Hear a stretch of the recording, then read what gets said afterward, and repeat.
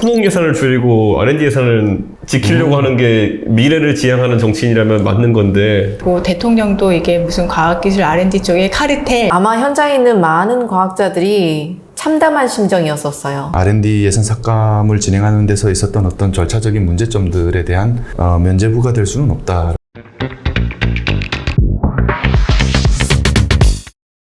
반갑습니다. 네, 의원님. 안녕하세요. 이번에 이제 새로 의원 되신 거 축하드립니다. 감사합니다. 일단은 사실 이 질문 드린 거 외에 네. 간단하게 저희가 이제 과학 상식 퀴즈를 몇 가지 한번 예. 준비해 봤습니다. 예, 날아가겠네. 네. 근데 이게 가면 갈수록 좀 어려워져요. 아, 진짜요? 네, 처음에는 쉬운데 일단은 첫 번째 문제. 네. 다음 중 아인슈타인의 특수 상대성 이론에 따라 도출된 진짜 몰라 이런 거. 그래도 이거 너무 쉬운 그러니까 1번. 1번. 네. 이거는 두 번째가 살짝 어려울 수 있습니다. 야, 다음 중 우주에 가장 많은 원소는 1, 2번 중에 하나일 텐데 많이 바뀌었어. 수소가 타면 헬륨이 되는 걸 테고 왠지 헬륨일 것 같아. 헬륨. 네. 땡. 1번입니다.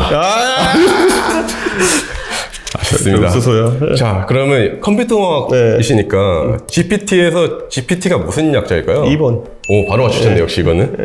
요새 제일 핫하죠. 빈칸에 들어가는 말은 어떤 말일까요? 저자 HPM인가? 네, 맞습니다. 오, 이 마지막 문제가 네. 굉장히 좀 아, 그래요? 어렵습니다. 네. 이게 삼성전자 반도체에 나왔던 문제인데 그래요? 어이구. 한번 보시면 이거 뭐야?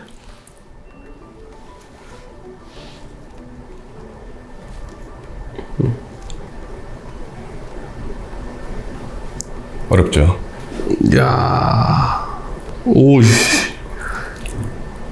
4번. 4번. 네. 왜 4번을 선택하셨죠? 그냥 감으로. 오, 감이 되게 좋으시네요. 4번 맞습니다. 아, 그래요? 네. 역시 대단하신 것 같습니다. 그러면 이제 바로 본론 들어가서요. 네. 이번에 R&D 예산 삭감으로 네. 너무 큰 이슈였잖아요. 네. 그리고 이제 연구자분들 불만도 굉장히 많으셨는데, 네. 굉장히 좀 예민한 주제일 수 있지만, 네. 혹시 요거 잠깐 보여주실 수 있나요? 예. 여기 대통령님께서도 이렇게 당선 축하한다고 이렇게 화환 보내주셨거든요. 예. 그래서 굉장히 좀 예민한 주제일 수 있지만, 네. 현 정부의 R&D 예산 삭감, 네. 어떻게 바라보셨을까요? 그냥 R&D 구조에 대해서 저는 이제 네. 어느 정도 문제인식을 갖는 건 좋은데 대통령이. 네. 근데 지금 현실에서 그렇게 30% 이렇게 20% 뭉텅이 깎으려고 하면은 네. 가장 약한 데부터 나가게 돼 있거든요. 그렇죠. 제일 밑에 있는 대학원생들이라든가 그렇죠. 연구자분들이라든가. 제 친구들도 이제 교수하는 사람들, 이공계 교수하는 네. 사람들 있으니까 물어보면은 이번에 예산 과제 이제 평가한 거 보면은 시니어급 연구자들 거는 거의 삭감이 안 되고 오히려 이제 조금 더 실력 있는 주니어급 연구자들께 많이 깎였다 그래가지고 굉장히 좀 그것 때문에 당황해하는 모습이 역력하다. 좀 그런 생각이고 보통은 정치인들이 반대로 하는 경우 많은데 토목 예산을 줄이고 R&D 예산을 지키려고 하는 게 미래를 지향하는 정치인이라면 맞는 건데 대통령께서는 용기 있게 GTX를 선택하시고 R&D를 깎았다. 네. 말씀하셨던 대로 학생연구원분들 인건비가 좀 많이 삭감이 됐다고 하더라고요. 네, 그렇죠. 이러다 보니까 아무래도 제일 약한 쪽부터 삭감이 되는데 혹시 그 저희가 어떤 거 있을까요? 생각하시는 게 있을까요? 과학의 측면보다는 예산의 측면을 봤을 때 네. 표에 도움이 되고 가시적인 성과가 즉각적으로 나는 것에 예산을 투입하고 아닌 건 깎아버리겠다는 의지를 보통 우리가 예산 삭감할 때 많이 하는데 대통령이 과학에 대해서 뭐 그리 잘 아시진 못할 거라 생각합니다.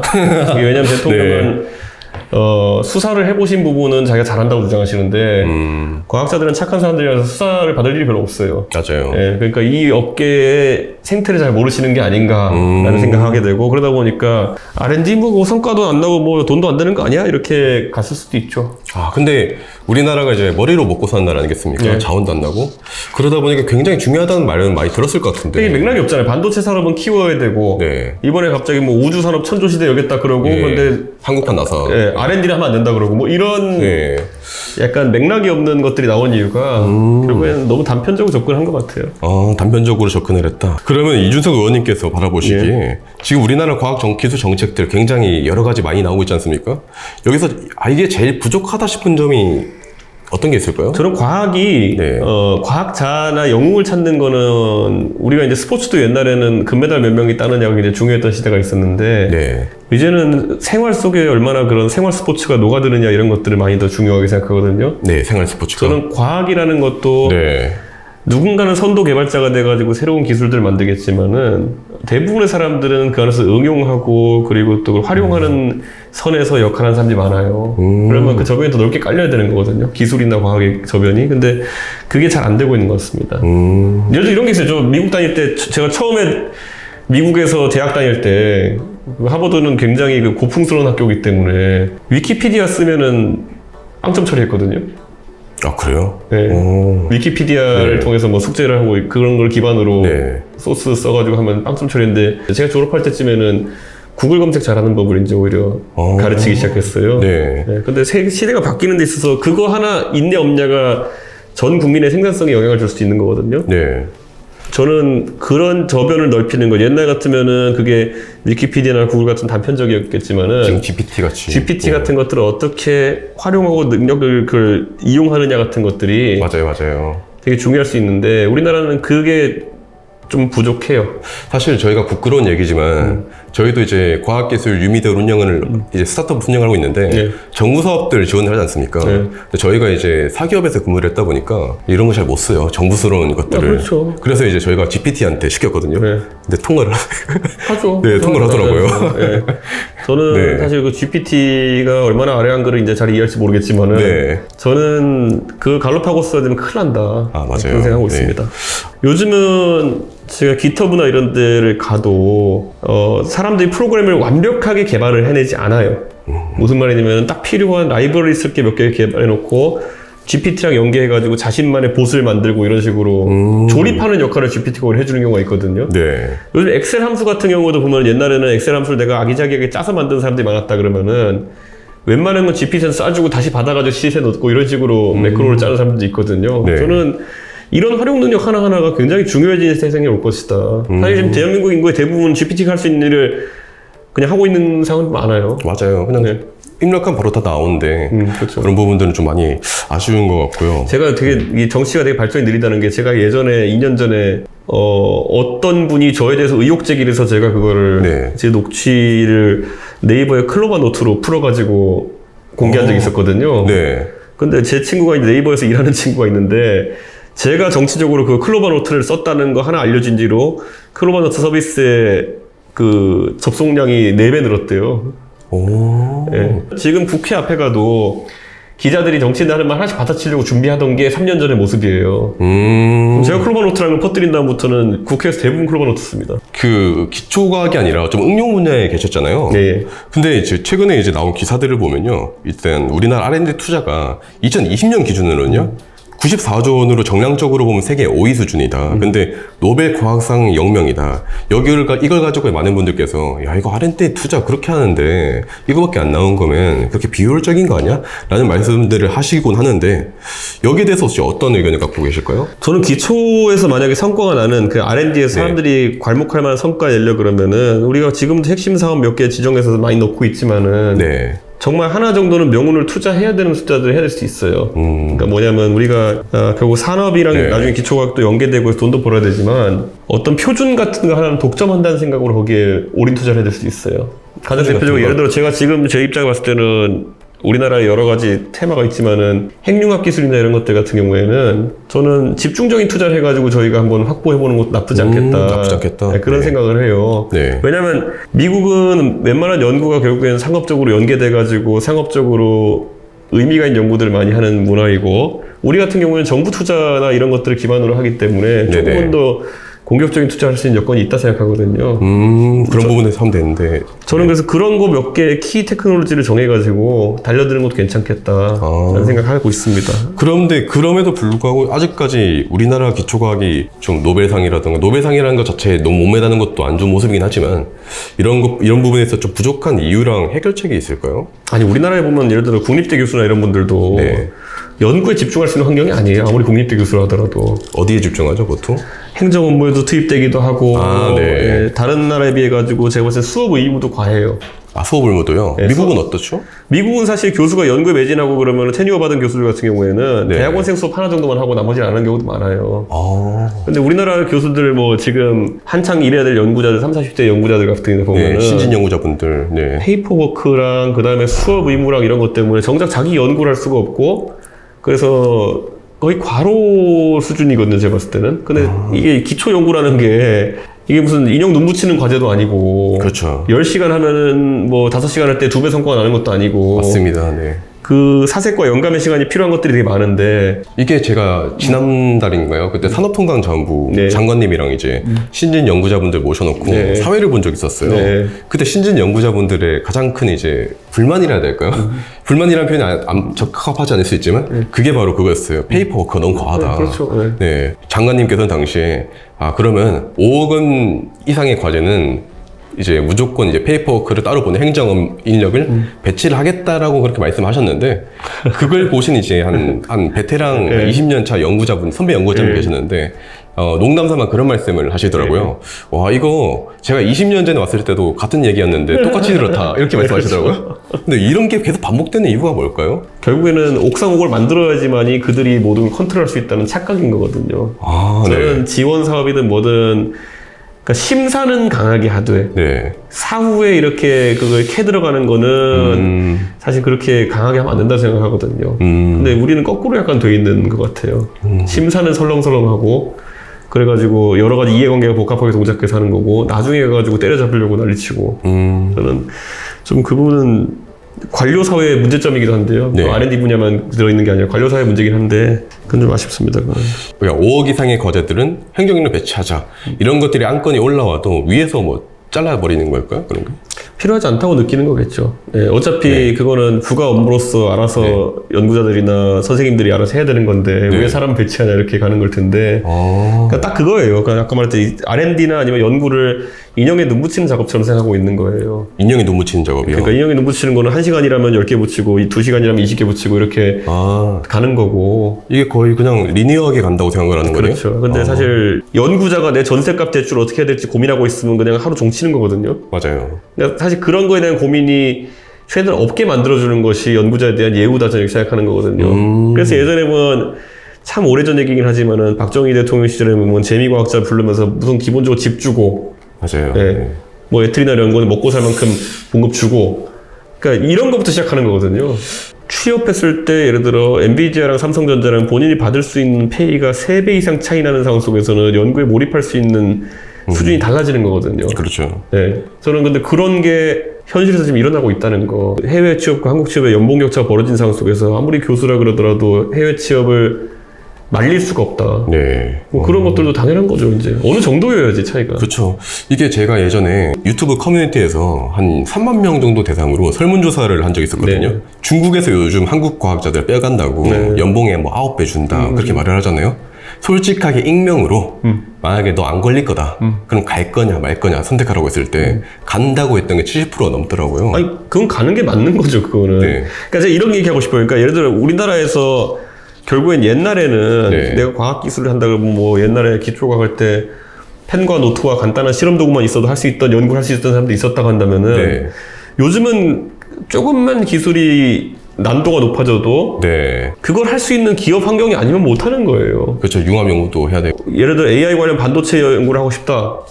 한국에 뭐 어떤 팹리스트가 가지고 갑자기 일할 수 있는 환경이 아니거든요. 맞습니다. 네. 예, 그걸 하려면 애초에 엔비디아나 이런 데 해외 취업을 해야 되는 상황이 될 수 있는 거예요. 그러니까 그러면은 내가 그런 전공을 하고 싶은 사람, 그걸 했던 사람에게는 해외 취업이 당연한 길이 되는 거죠. 내가 비스무리한 거 했다고 해가지고 약간은 생각을 틀어가지고 뭔가 비슷한데 완전 내 전공과는 다른 뭐 삼성전자에 가서 메모리 반도체 설계한다 이런 게 아니라는 거죠.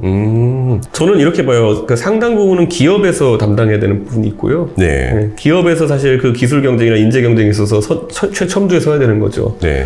글쎄 그러면 그 기업에 있어서 아까 말했듯이 그 연봉 구조나 이런 것들에 있어서 가장 큰 역할을 하는 게 노조이거든요. 네. 근데 우리나라에서는 아직까지 화이트 칼라 노조에 대한 개념적인 게 정립이 잘 안 돼 있는 것 같아요. 우리가 노조 그러면 항상 울산에 계시는 분들 이런 분들이 하는 거 정도를 노조의 이미지를 갖고 있는데 전 절대 아니다. 그래서 저는 이번에 제가 화성에서 이제 적국회를 하다 보니까 삼성전자에 이제 처음으로 노조가 이제 본격적인 활동을 이제 하는 것 같은데 한번 지켜보고 있어요. 네, 그러니까 이 삼성전자 노조는 어떤 형태를 굴러갈까 이렇게 해서 지금 우리나라에서 이 저임금 연구자에 대한 저임금 구조로 유지되는 이 시스템이 어떻게 바뀔 수 있을까에 대한 저도 여러 고민을 좀 하고 있는 시점이에요 지금. 밸런스 퀴즈라는 몇 가지 네. 준비를 해봤어요. 이거 생각하지 말고 5초 내로 좀 대답해 주시면 좋을 것 같은데, 만약에 이준석 의원님께서 1조 예산을 편성하신다면 1번 태양광 사업, 2번 원자력 사업. 저는 원자력이라고 하겠죠. 네. 그리고 원자력에서 만약 제가 고를 수 있다 그러면은 네. 약간 기존의 개념이랑 다르지만은 핵융합 쪽 투자를 해보고 싶은 생각. 태양광 왜 선택을 안 하신 걸까요? 업체들에서 알아서 할 겁니다. 그거는 1조를 넣지 않아도. 네. 그러니까 이게 태양광이라는 기술 자체가 이제 좀 안정화돼가는. 네. 원자력은 제가 봤을 때는 조금은 그거 외에도 고려해야 될 점이 있는 것 같아요. 네. 혹시 이준석 의원님께서는 지금도 뭐 주식 투자를 하고 계실까요? 이번에 의원님 다 팔았어요. 아, 네. 그러면 이제 혹시 지금 이제 갖고 계신 네. 본인의 모든 전 재산을 딱 한 군데 투자를 한다면 1번 코스피 지수 추종 ETF, 2번 나스닥 추종 ETF. 그러니까 재산의 측면에서 보면 나스닥에 넣는 게 맞겠죠. 아, 재산의 측면에서는 네. 코스피는 왜? 코스피에서 그렇게 과거처럼 기술 기반으로 해서 기술주가 돼가지고 안정화돼서 배당을 노린 주식이 아니라 성장형 주식을 하는 게 쉽지가 않을 거거든요. 근데 그렇죠. 나스닥은 그게 아직 가능하다고 보기 때문에. 재산의 증식의 측면에서. 네. 네, 그럼 마지막 질문인데요. 다음 중에 둘 중에 하나가 무조건 실현된다면 1번 한국에서 노벨상 수상자 20명 나오기, 2번 내가 대통령 되기. 저는 노벨상을 애초에 그렇게 좋아하지 않습니다. 아, 대통령 되는? 노벨상이 네. 나오면 좋겠지만은 네. 노벨상에 집착하는 과학기술 정책을 하면 안 되고요. 제가 대통령이 되면은 오히려 좀 보편적으로 네. 연구자나 과학자가 네. 행복하게 살 수 있는 대한민국 만드는데 오히려 기여할 수 있을 거다. 아, 오히려? 한국에서 노벨상 받으면요 여기저기 강연에다가 끌어다니고 이런 거밖에 안 할 것 같아요. 그 강연비도 정부는 정해져 있잖아요. 그러니까요. 한국에서 네. 뭐 그 노벨상 한국에 그런 식으로 접근하니까 우주인 만들겠다고 태워 보내고 이런 거 하는 거예요. 아니 저는 옛날부터 이제 뭐 우주인 만들겠다고 무슨 꼭 한 명 만들어야겠다고 네. 가가지고 훈련시켜가지고 태워 보내고 이런 사업이 저는 네. 야 이게 무슨 예. 근데 10만 명을 먹여 살릴 과학자 이런 얘기가 나오는 것도 알고 그것도 중요하다고 생각하지만은 이제는 그 한 사람이 영웅된다고 그게 되는 시대는 아니라는 생각이 들어요. 예. 저는 오히려 예를 들어 10만 명을 먹여 살릴 과학자 이런 것보다 용기 있게 투자하고 용기 있게 사업해 나갈 수 있는 창업가들이 필요할 수 있다. 근데 그 사람들은 꼭 그런 노벨상을 받는 천재는 아닐 것이다. 그런 생각해요. 그래도 우리가 뭐 젠슨 황 같은 사람 얘기하고 이렇게 하지만은 그 사람 옛날에 처음에 엔비디아 차려가지고 그래픽카드 만들어서 팔아먹고 이럴 때 이런 쪽으로 터질 줄은 아무도 몰랐을 거 아니에요. 맞아요. 예. 저도 한 10년 전에는 그냥 겜돌이인 줄 알았어요. 중국이 압도적으로 이제 돈을 풀면서 많이 이제 앞서가고 있더라고요. 실제로 네이처 인덱스, 세계에서 제일 권위 있는 이제 네이처에서 따르면 최근에 2023년에 기어코 이제 미국을 제치고 논문 부분에선 1위를 차지를 했더라고요. 지금 어찌 보면 반도체라든가 2차 전지라든가 이 경쟁들이 중국이랑 굉장히 우리나라가 치열해지고 있잖아요. 앞으로 우리나라는 어떤 자세를 취해야 될까요? 예를 들어서 한 이제 역사학자는 이런 말을 책에다 썼더라고요. 이 책이 우리나라 반도체 베스트셀러 1위던데 반도체가 이제 미국의 기술이니까 미국의 기술을 미국에 팔면서 미국을 이길 수 있다는 착각을 하지 마라. 이런 말을 남겼더라고요. 네. 저는 이런 생각해요. 우리가 스타트업이나 창업이나 이런 쪽도 그렇고 네. R&D 연구기술도 그렇고 다 봤을 때 결국에는 우리가 사람에게 자신이 열심히 움직일 수 있는 동인을 부여하는 것이 제일 중요하다고 생각하거든요. 네. 근데 기업을 하는 사람에겐 가장 좋은 게 뭐냐면 떼돈을 벌 것이다라는 확신 맞아요. 또는 그런 기대 네. 이런 게 필요한 거거든요. 저도 제가 정치 영역 오기 전까지는 제가 IT 쪽에서 창업다고 이렇게 했던 이유는 떼돈을 벌 수 있다는 가능성이 가까이 보였을 때 저는 열심히 누가 62시간, 59시간 일하라고 하지 않아도 100시간씩 일하죠. 네, 52시간, 69시간 상관없이 100시간씩 일하는 거거든요. 네. 저는 근데 우리나라는 그 욕망을 너무 통제하려고 그래요. 그러니까 뭐냐면 돈을 벌면은 사회공헌에 앞장서야 되는 것처럼. 네. 그래서 이제 하고 아니면 상생이라는 단어를 이제 계속 쓰면서 예를 들어 플랫폼 기업을 만들어가지고 돈을 벌면은 죄인이 되는 경우도 있고. 예. 저는 근데 이런 게 되게 누군가 큰맘 먹고 이제 얘기하기 시작해야 되는 게 IT 기업의 본질이 플랫폼을 기반으로 해가지고 독점하면 떼돈 버는 거예요. 네. 예. 그 다음에 그 가격 요소를 통제할 수 있는 거는 너무 과잉 이윤을 추구하면은 경쟁사가 나타나가지고 그거를 경쟁을 통해 가격을 낮추는 게 시스템이거든요. 저는 근데 그거를 너무 우리가 억제해왔고 지금 그래서 우리나라의 기업들 조금 돈 벌었다 소리 들리면 어떻게든 정치에서 이제 가가지고 뜯어먹으려고 하기 때문에 가장 그러면 뜯어먹는 시스템이 뭐냐면은 대표이사 그러니까 결정권자 책임자에게 법적인 책임을 지우는 뭔가 규제를 많이 만들거든요. 살살 털기 시작하는 거네요. 그래서 우리나라의 대부분의 창업자들은 창업해서 돈 벌기 시작하는 순간 대표이사 자리 던지고 이사회 의장이라는 특이한 직함을 하고 활동하기 시작하죠. 네. 근데 저는 이런 게 굉장히 구조적으로 큰 문제라는 거예요. 그러니까 저는 누군가를 밤새 일하고 열심히 뛰게 할 수 있는 동력은 내가 큰 성공을 할 것이다에 대한 기대가 있어야 되는 건데 지금은 그게 안 되는 거죠.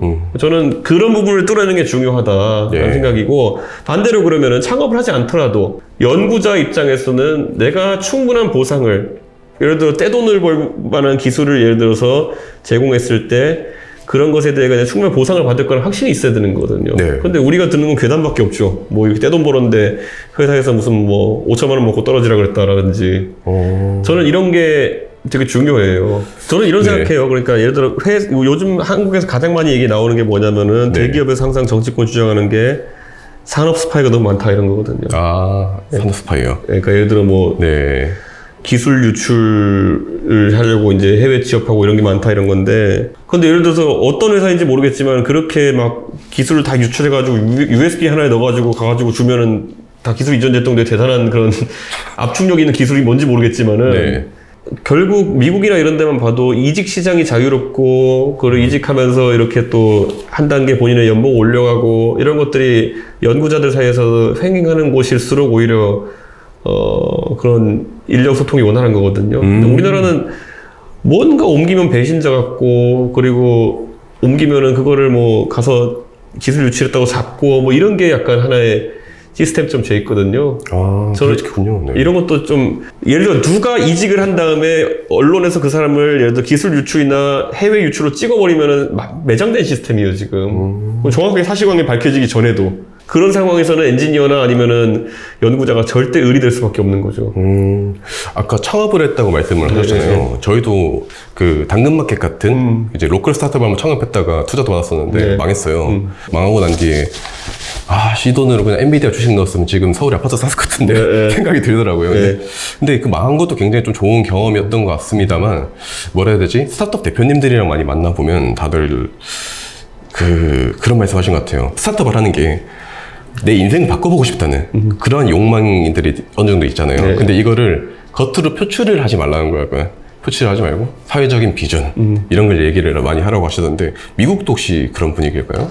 저는 미국에서 제가 창업하는 사람들 옆에 본 게 페이스북밖에 없어가지고 근데 거기야말로 제가 그냥 지금이 완전 다른 그런 레벨의 업체가 됐으니까 제가 모르지만은 근데 거기서 자기들은 이제 돈을 많이 벌 기회를 보니까 바로 자퇴를 할 정도로까지 뒤끝이 없는 거잖아요.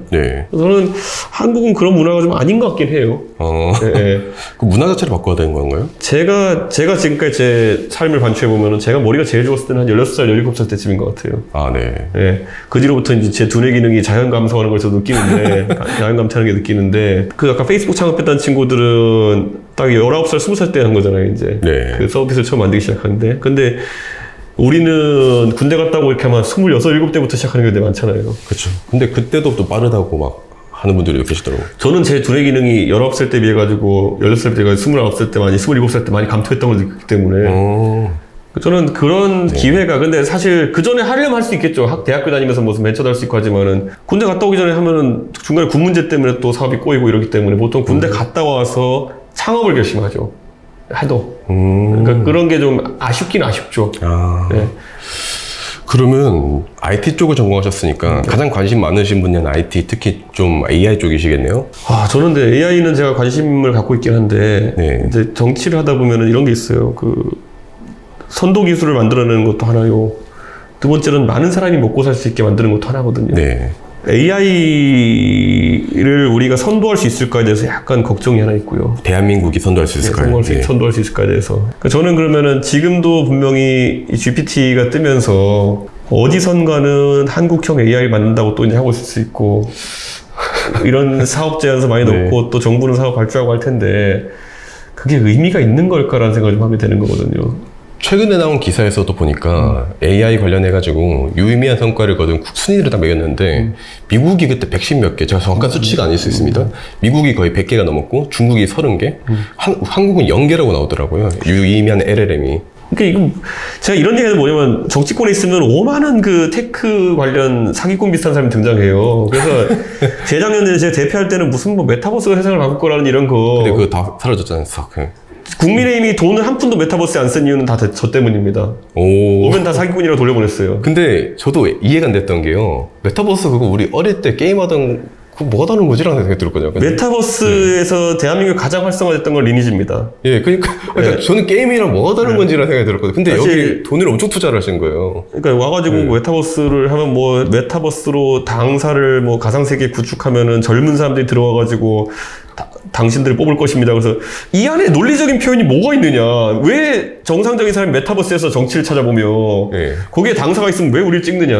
근데 이걸 이제 할아버지들한테 가서 얘기하면 말이 된다고 생각하거든요. 왜 그렇죠? 근데 그분들도 배울 만큼 배우고 학벌도 좋고 학력도 좋으시잖아요. 네. 근데 왜 그게 리즈너블하다고 생각을 하시는 거죠? 그럼 할아버지들한테 코인 팔아먹는 거랑 비슷한 거죠. 그거는 가가지고 할아버지들한테 뭐 이거 하면 뭐 재산 100배 됩니다 하면 그래 그런 거지. 이거 보면은 예, 이거 상장만 되면 100배 됩니다. 이런 거 할아버지들이 많이 사시는 분도 있잖아요. 아, 네. 예, 근데 그거를 대한민국 정치인들이 하고 있으면 안 되죠. 그거를. 아, 그러니까 메타버스를 뭐 메타버스에 은행이 계속된다. 왜 그때 은행을 메타버스에서 가냐고요. 그렇죠. 근데 그 상식적인 얘기를 하지 못하는 분위기가 되면은 네. 그러니까 저는 지금도 계속 얘기하는 거예요. 정치하면서 저는 계속 했던 게 뭐냐면은 저도 정치를 하겠다고 결심하고 이 판에 들어왔으면은 하나만한 얘기를 하고 싶지 않은 거예요. 아, 두루뭉실하게 뭐 그런. 그러니까 적을 안 만들고 그냥 하나만한 얘기하면서 계속 살고 그냥 가가지고 뭐 네. 컨셉 장사만 할 거면 할 수 있죠. 근데 저는 애초에 이공계 출신이라고 모르겠지만 말 안 되는 소리 하지 말자가 제 주의거든요. 네. 저는 굉장히 답답합니다. 오면은 옛날에 제가 2011년에 이제 정치 시작했거든요. 근데 2011년 12월 이때 또 언제였냐 그러면은 지금 와서 뭐 웃기지도 않은데 스마트폰이 처음 등장한 시기였어요. 네, 그렇죠. 그때쯤에. 네. 그때 막 보편화되기 시작할 때였어요. 갤럭시 S2 나오고 막 네, 그럴 때. 그래서 그때 이제 네. 대한민국 그러니까 굴지의 통신 기업의 대관 담당하는 사람들이 와가지고 그 당시 새누리당이 뭘 팔아먹으려 했냐면은 안드로이드라는 게 나왔는데 이 앱을 만드시면은 다 젊은 사람들이 와가지고 당신들 찍어줄 거예요. 그러니까 똑같아요, 사기 패턴이. 늘 역상 반복되니까. 그래서 네. 그때 저한테 그때 그걸 그 당시에 당 관계자 갖고 와가지고 뭐냐 그래가지고 돌려보냈어요. 그랬는데 앱 하나에 5천만 원씩 그때 160명 정도 의원돼서 80억에 계약하자는 거예요. 너무 큰데요? 근데 그게 뭔가 봤더니 대단한 앱도 아니고 뭐 화보집 앱 같은 거예요.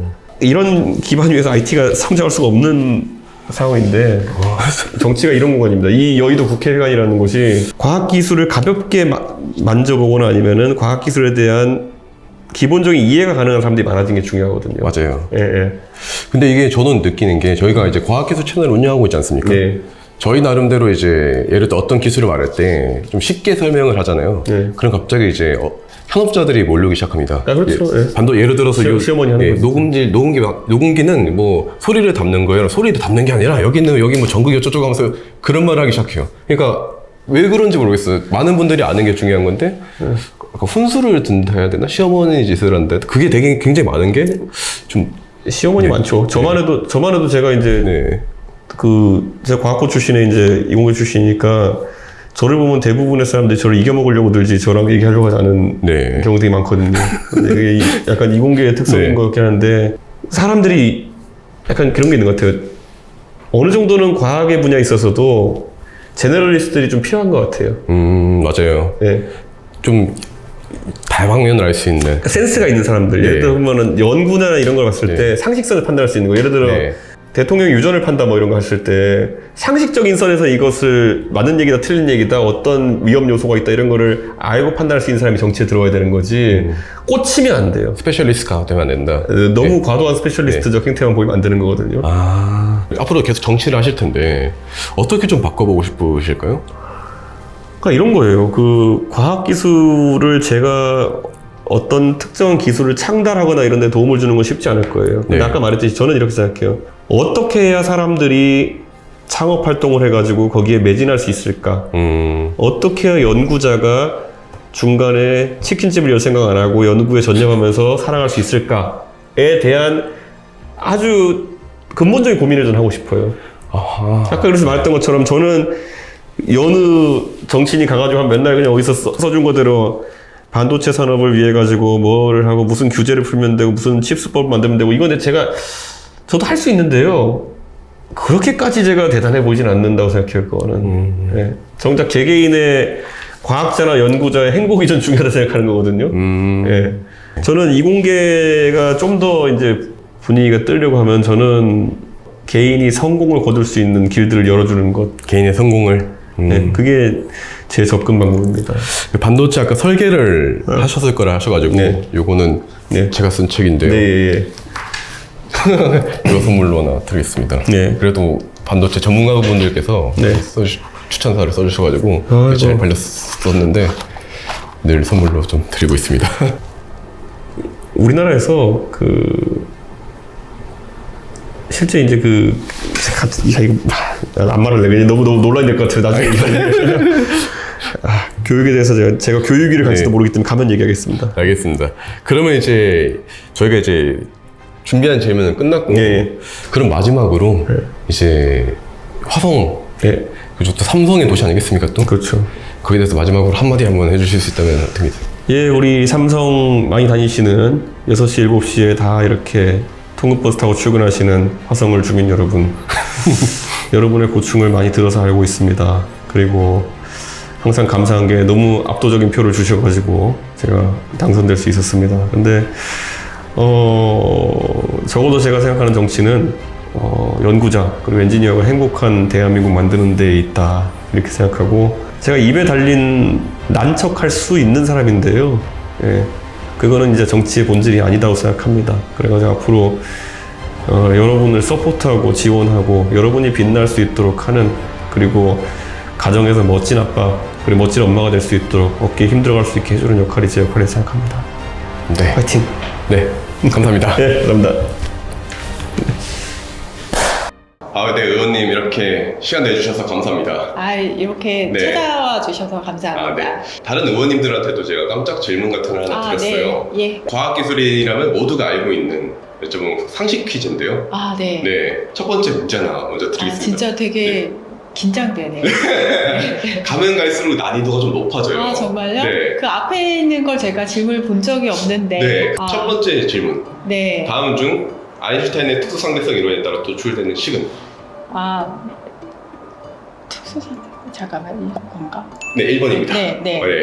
이렇게 하면 네. 네. 두 번째 질문입니다. 네. 우주에서 가장 많은 원소는 1번 수소, 2번 헬륨, 3번 탄소, 4번 산소. 수소? 네, 맞습니다. 고등학교 때 이후로는 일부러, 사실 컴퓨터에서 화학을 하진 않죠. 네. 가장 상식적인 질문인데 재밌다. 이제부터 좀 어려워질 수 있어요. 네네네. 세 번째, 네. GPT. 이거는 네. 쉽게 맞추실 것 같아요. 네. 약자가 어디에 약자일까요? 네. 잠깐만요. 2번.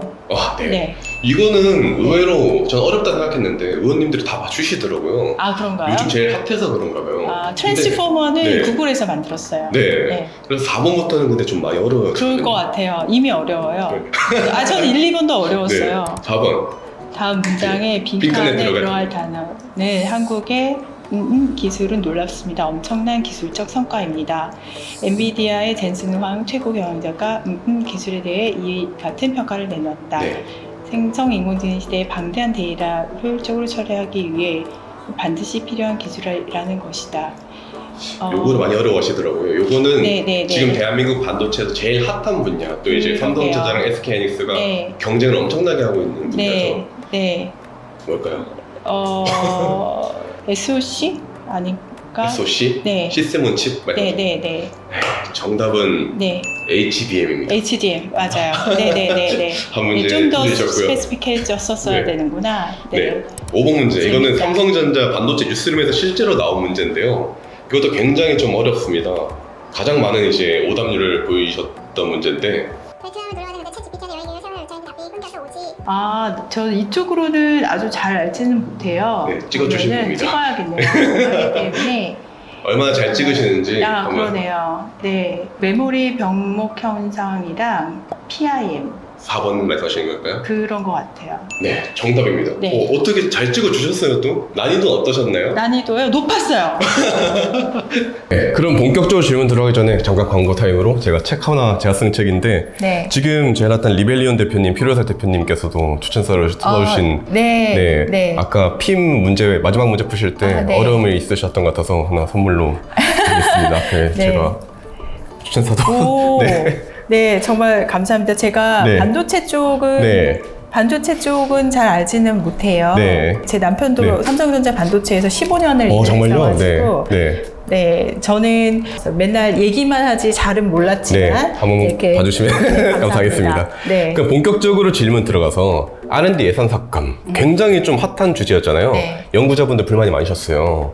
혹시 여기에 대해서 이제 의원님께서는 어떻게 바라보셨을까요? 제가 정치에 나오게 된 이유 중에 하나이기 때문에 아, 정말요? 너무 그렇죠. 너무 네. 심각하다는 표현으로는 도저히 설명이 안 되는 수준이고요. 네. 과학기술 예산은 과학기술이라는 것 자체는 네. 연속성하고 그 예측 가능성이 네. 굉장히 중요하거든요. 연속성과 예측 가능성. 네. 네. 근데 연속성이라 함은 이게 지금 올해 뭐 조금 깎았다가 내년에 줄게 했을 때 그 연속성을 그냥 깨버리는 네.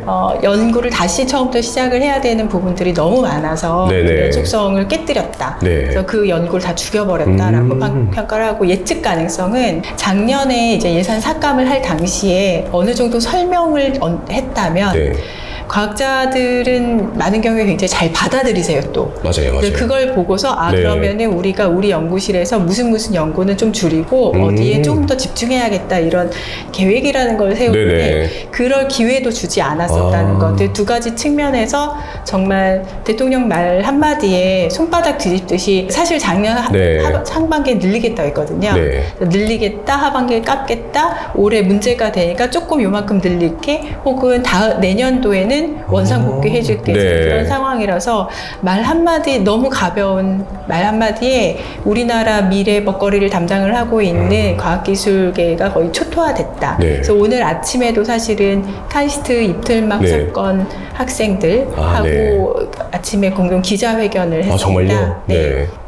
특히 이제 재학생, 4학년 네. 여학생의 그 기자회견 네. 이야기를 듣다가 울 뻔했어요. 네. 너무 절절해서. 그런데 과학기술인들은 심지어 목소리조차도 제대로 내질 못해요. 내가 거기에 목소리 냈다가 이 다음 연구비 깎일까봐. 맞아요, 맞아요. 그래서 말씀들을 전혀 못하세요. 네. 굉장히 많은 분들이 연대를 해주시는 것을 보면 네. 거의 임계점에 다다르지 않았나 그렇게 생각합니다. 그리고 대통령도 이게 무슨 과학기술 R&D 쪽에 카르텔, 네, 카르텔. 그러면서 네. 일을 시작을 했기 때문에 네. 그럼 도대체 왜 그런 말을 할까? 그거는 사실은 과학기술의 어떤 결과를 경제적인 측면에서만 바라보는 기재부의 시선이 깔려 있다라고 저는 생각을 하고요. 네, 그러니까 네. 퍼부었는데 결과가 없잖아 라고 얘기를 하는데 우리나라 사실은 연구 결과에 대한 어떤 성과를 지표를 할 때 그 성공 비율이 되게 높은 편이긴 합니다. 그렇죠. 다른 나라에 네. 비해서. 근데 그게 좋은 게 아니에요. 네. 좋은 게 아니에요. 네. 원래는 제대로 되려면은 100개를 투자를 해서 하나에서 결과물이 터지는 것이 사실 맞습니다. 연구 개발. 과학기술은 그렇죠. 그렇죠. 네. 근데 우리나라는 왜 그것보다 훨씬 더 높은 수의 결과물이 나오냐면은 처음에 3년 과제를 신청을 할 때 1번 이거 하겠어요. 2번 저거 하겠어요. 이렇게 3번 뭐 하겠어요. 써서 내요. 그렇죠. 쓰는데 그 다음에 실패면 3년 후에 성공이라는 것은 1번 했어? 2번 했어? 3번 했어예요. 네. 그러니까 지금 우리나라 과학기술 되게 웃기게 이게 평가가 되고 있는데 네. 3년 전의 것을 기준으로 지금을 평가를 해요. 그러니까 앞을 보면서 갈 수 있는 그 어떤 토양은 하나도 만들어지지 않은 그런 상태이긴 합니다. 그러다 보니 되게 많은 분들이 그러면 그거 말고는 다 실패한 연구 아니야? 라고 이제는 잘못 인식을 하게 되는 거죠. 이 국민분들께서도 많은 분들이 저는 이제 아무래도 대중과 이제 커뮤니케이션하는 과학 커뮤니케이터 역할을 하고 있다 보니까 대중분들께서도 그런 인식을 많이 갖고 있어요. 예를 들어서 3년, 4년 전에 네이처에서 우리나라 연구진들이 이런 연구를 냈다. 근데 이게 무르익고 또 이제 제품의 형태로 나오려면 굉장히 오랜 시간 기다려주고 그런 게 필요한데 한 1, 2년 지난 다음에 이거 왜 발전이 없어? 이런 느낌을 많이 보이시는데 조금 더 많이 기다려주셨으면 좋겠다는 저도 이제 생각을 좀 하고 있고요. 그러면 의원님께서는 우리나라 현재 과학기술 정책 중에서 가장 부족한 점이 그 부분이라고 말씀을 하시는 걸까요? 지금 뭐 디지털 트랜스포메이션 시대를 네. 지나서 뭐 AI 트랜스포메이션이다 이렇게 가고 있는데 실제로 전 세계에서 굉장히 자국 이기주의를 넘어선 그쵸. 수준으로 전쟁을 벌이고 있거든요. 과학기술 패권 전쟁 중이죠. 그렇죠. 네. AI 쪽으로. AI라 하면 뭐 반도체 부분도 있고 네. 소프트웨어적인 부분도 있고 굉장히 종합 예술이긴 한데 AI 쪽으로는 지금 저는 우리나라가 무법천지라고 생각을 하고 있어요. 네. 자동차 산업이 발달을 하게 된 가장 큰 이유 중에 하나는 저는 교통법규가 있었기 때문이라고 생각을 합니다. 교통법규. 그렇죠. 네. 안 그러면은 길거리에서 다 부딪히겠죠. 네.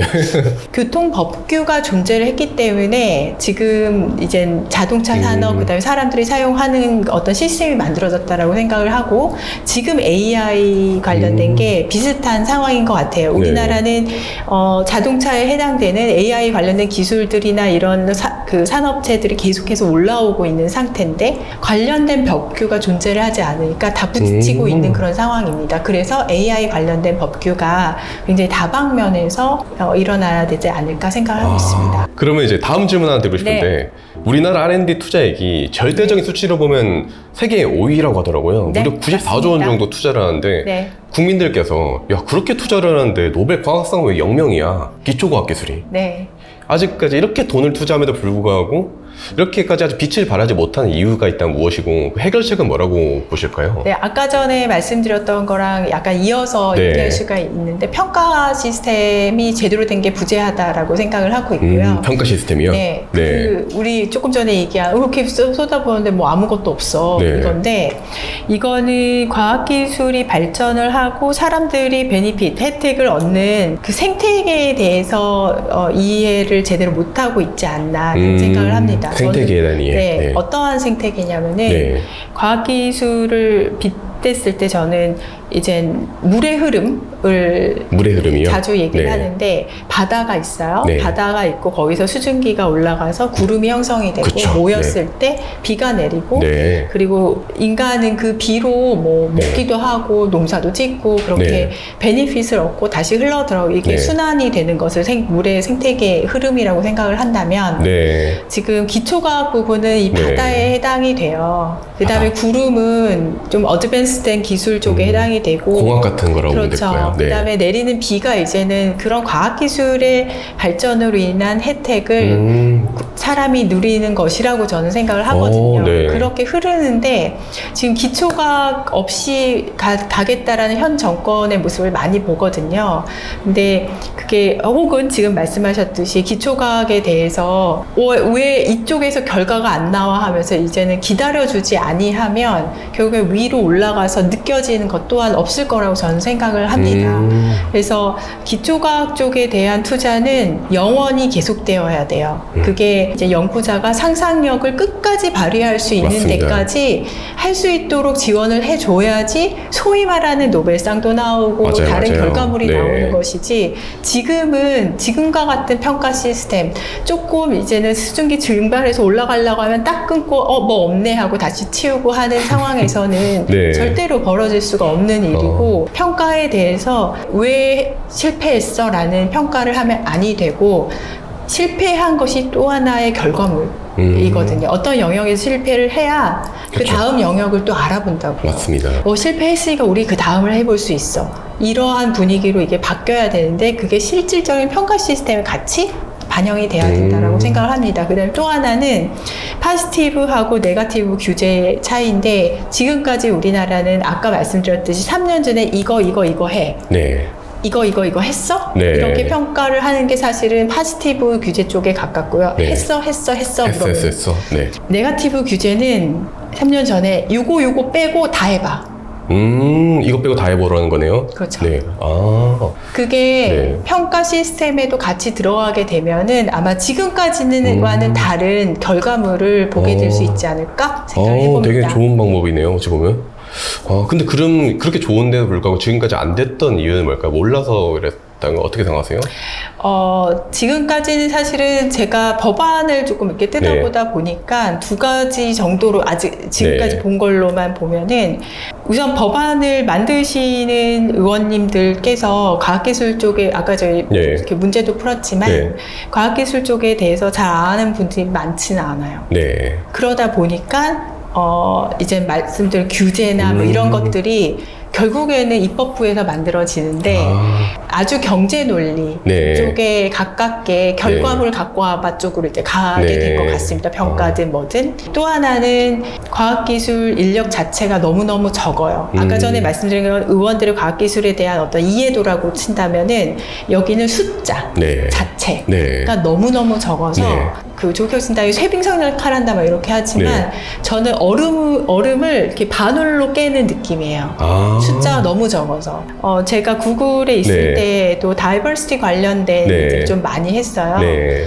어떠한 그룹이 딱 있을 때 소수잖아요. 네. 내가 혼자다 이렇게 되면은 목소리를 낼 수가 없어요. 맞아요. 다양하게. 네. 제가 특정이 돼요. 아무리 네. 뭐 무기명 투표를 받더라도 네. 뭔가 무기명으로 뭐 오늘 회식 어디로 갈까 그런 얘기를 하더라도 제가 소리를 낼 수가 없어요. 나를라는 걸 알아채릴까 봐. 국회에 300명의 국회의원이 있는데 과학기술에 대한 전공자 혹은 이해를 가진 사람 혹은 경험을 가진 사람이 일정 이상이 되지 아니하면은 법안을 추진하는데 또 맞아요. 힘을 받기가 어렵고 네.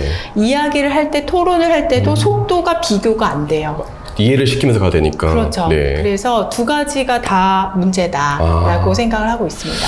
또 이제 제가 이제 밸런스 퀴즈를 준비를 했어요. 밸런스 퀴즈. 네, 또 반도체인가요? 아닙니다. 이거는 약간은 선택하시기 어려운 퀴즈인데 둘 중에 하나 무조건 선택을 해주셔야 되고 네. 다른 의원님께서도 같은 수위의 질문을 받으셨다는 점. 대한민국 과학기술 R&D에서 네. 둘 중 어디가 더 큰 문제일까?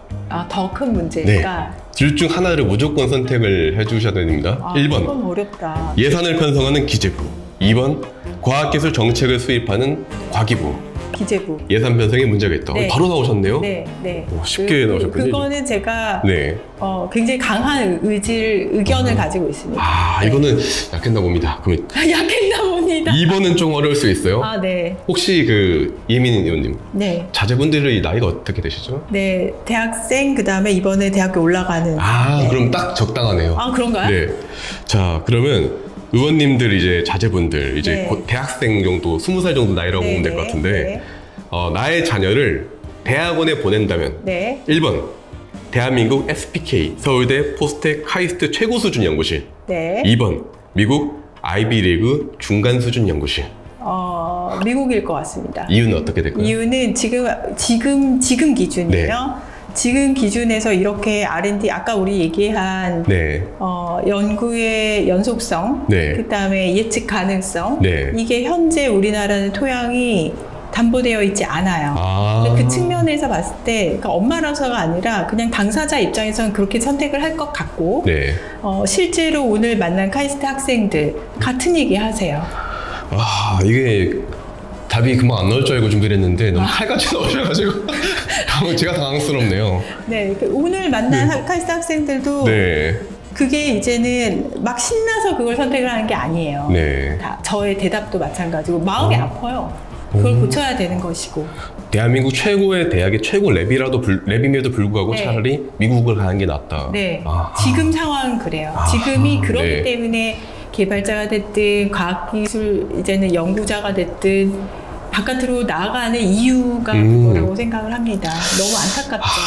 네. 네. 그러면 제가 이제 이혜민 의원님의 이제 공약들을 쭉 보다 보니까 네. 정보 공개 굉장히 네, 관심이 네. 많으시더라고요. 네, 맞습니다. 그러면 이건 물론 대한민국 정부에 대한 정보 공개는 아니지만 네, 둘 중에 하나를 선택한다면 공개를 무엇을 네. 하겠느냐. 1번 5천억 원을 받고 네. 5천억 원을 받고 네. 지금까지 검색했던 검색 내역 모두 공개하기 vs 저요? 네. 네. 2번 네. 5천만 원 내고 그냥 살기. 저 1번이요. 진짜요? 다 공개해도 네, 저는 아하. 괜찮아요. 네. 나 의외인데요, 되게. 네. 그거는 저를 잘 모르셔서 그러세요. 그래요? 이거는 네. 직업병. 직업병. 인데 네. 우리가 뭐 핸드폰을 들고 타이핑을 네. 하는 모든 것, 네. 그다음에 디지타이즈 되는 모든 네. 것은 그냥 클라우드에 다 있다고 생각을 하고 사는 사람이에요. 그래도 자기가 사적으로 뭐 검색했던 것들이랬던 그런 게 다 다 공개될 텐데 그래도 괜찮으신 건가요? 저는 제가 한번 비슷한 네. 질문을 스스로 해본 적이 있거든요. 네. 그래서 제가 들어가서 본 적이 있어요. 근데 뭐 전혀 문제가 없더라고요. 그래요? 그럼 PD님 어떠세요? 저는 돈 낼게요. 아니 뭘 보셨길래? 근데 저는 근데 이제 일적으로는 네. 이건 이제 개인 저에 네. 대한 거니까 일적으로는 구글에서 저는 검색 PM을 굉장히 오래 했잖아요. 네. 그래서 사람들이 전 세계에 있는 사람들이 어떤 검색어를 치는지 잘 알고 있어요. 아주 네. 잘 알고 있어요.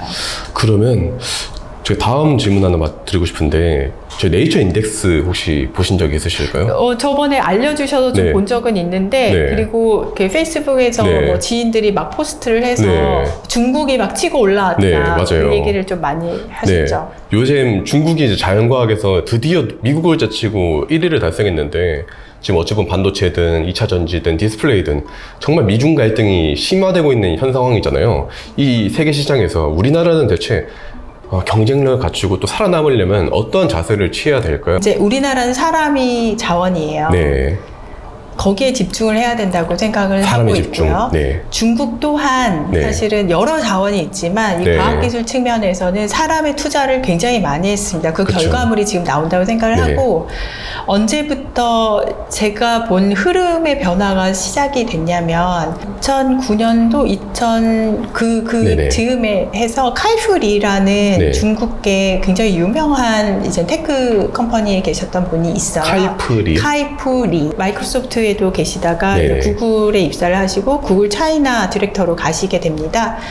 그때 이분이 가지는 위상은 중국 과학기술인들한테 어마어마했겠네요. 네, 연예인 같은 그런 분이었었어요. 과학자인데도요? 네. 네. 그래서 컴퓨터 전공하신 분이고 그분이 이동을 할 때 미국에 있는 비슷한 석학들이 네. 대거 중국으로 이동을 합니다. 네. 그러면서 이제 구글 차이나 오피스가 닫히고 이제 여러 가지 이유로 닫히고 카이프리가 뭐라고 선언을 하냐면은 나는 중국에서 젊은이들 키울 거야.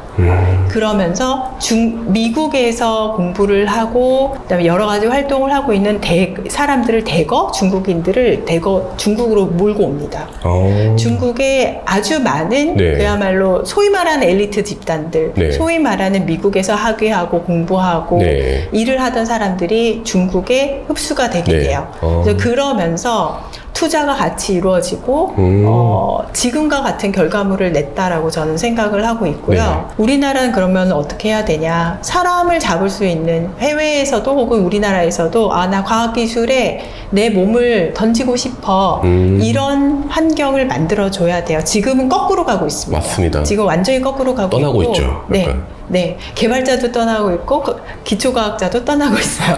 다 같이 손잡고 떠나고 있는 아주 슬픈 상황인데 사람을 어떻게든 네. 잡아야 되고 키워야 된다는 거 하나랑 네. 하지만 우리는 할 수 있다고 생각해요. 네. 후발주자, 벌써 저희 후발주자 됐어요. 네. 네이처 네. 인덱스 말씀하실 때 이미 후발주자가 됐기 때문에 후발주자로서 우리는 한번 성공을 해본 역사가 있습니다. 네. 그렇기 때문에 자신감을 가지고 사람에 투자하는 것을 다시 해야겠다. 음. 그게 하나가 있고 또 하나는 이제는 예전과 다르게 모든 것이 커넥티드 되어 있어요. 그리고 과학기술 쪽은 아무래도 글로벌 트렌드를 무시할 수가 없고 기술 쪽은 특히나 이제 표준화 부분을 무시하면은 결국에는 발전을 할 수 없는 상황이 되었습니다. 뭐 서로 API 규약부터 다 다르니까 그 측면에서 아무래도 글로벌 트렌드를 계속해서 들여오거나 혹은 우리가 아젠다 세팅으로 끌고 갈 수 있는 부분들을 발굴을 해야 되는 그러니까 해외를 이제 무시한 채로 발전을 할 수가 없는 그런 세계가 돼서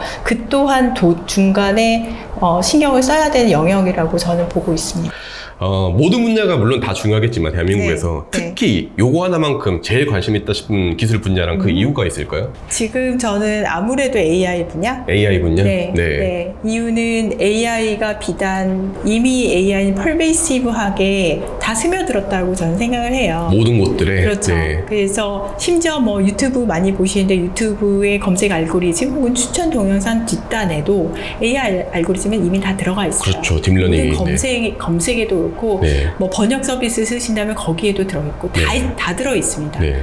그런 상황인데 사람들한테 미친 영향이 얼마나 크겠어요. 그리고 분야면으로 봤을 때 의료에도 AI가 영향을 미치고 있고 문화예술에도 저작권 등등해서 미치고 네. 있고 그래서 저는 이제 패러다임 시프트 그 토마스 쿤이 말한 패러다임 시프트라는 것에 해당되는 것이 그동안 많이 일어나지 않았다라고 생각을 하는데 역사를 쭉 훑어봤을 때 아주 뭐 여러 번이 있었다고 생각 안 하는데 지금 그 순간 중에 하나 있지 않을까 AI 때문에 라고 생각을 하고 있고 그러기 때문에 관심을 가져야 되고 그렇다면은 입법부에 들어온 나는 무엇에 관심을 가져야 될까 하면서 요즘 네. 리서브를 많이 하고 있기 때문에 AI.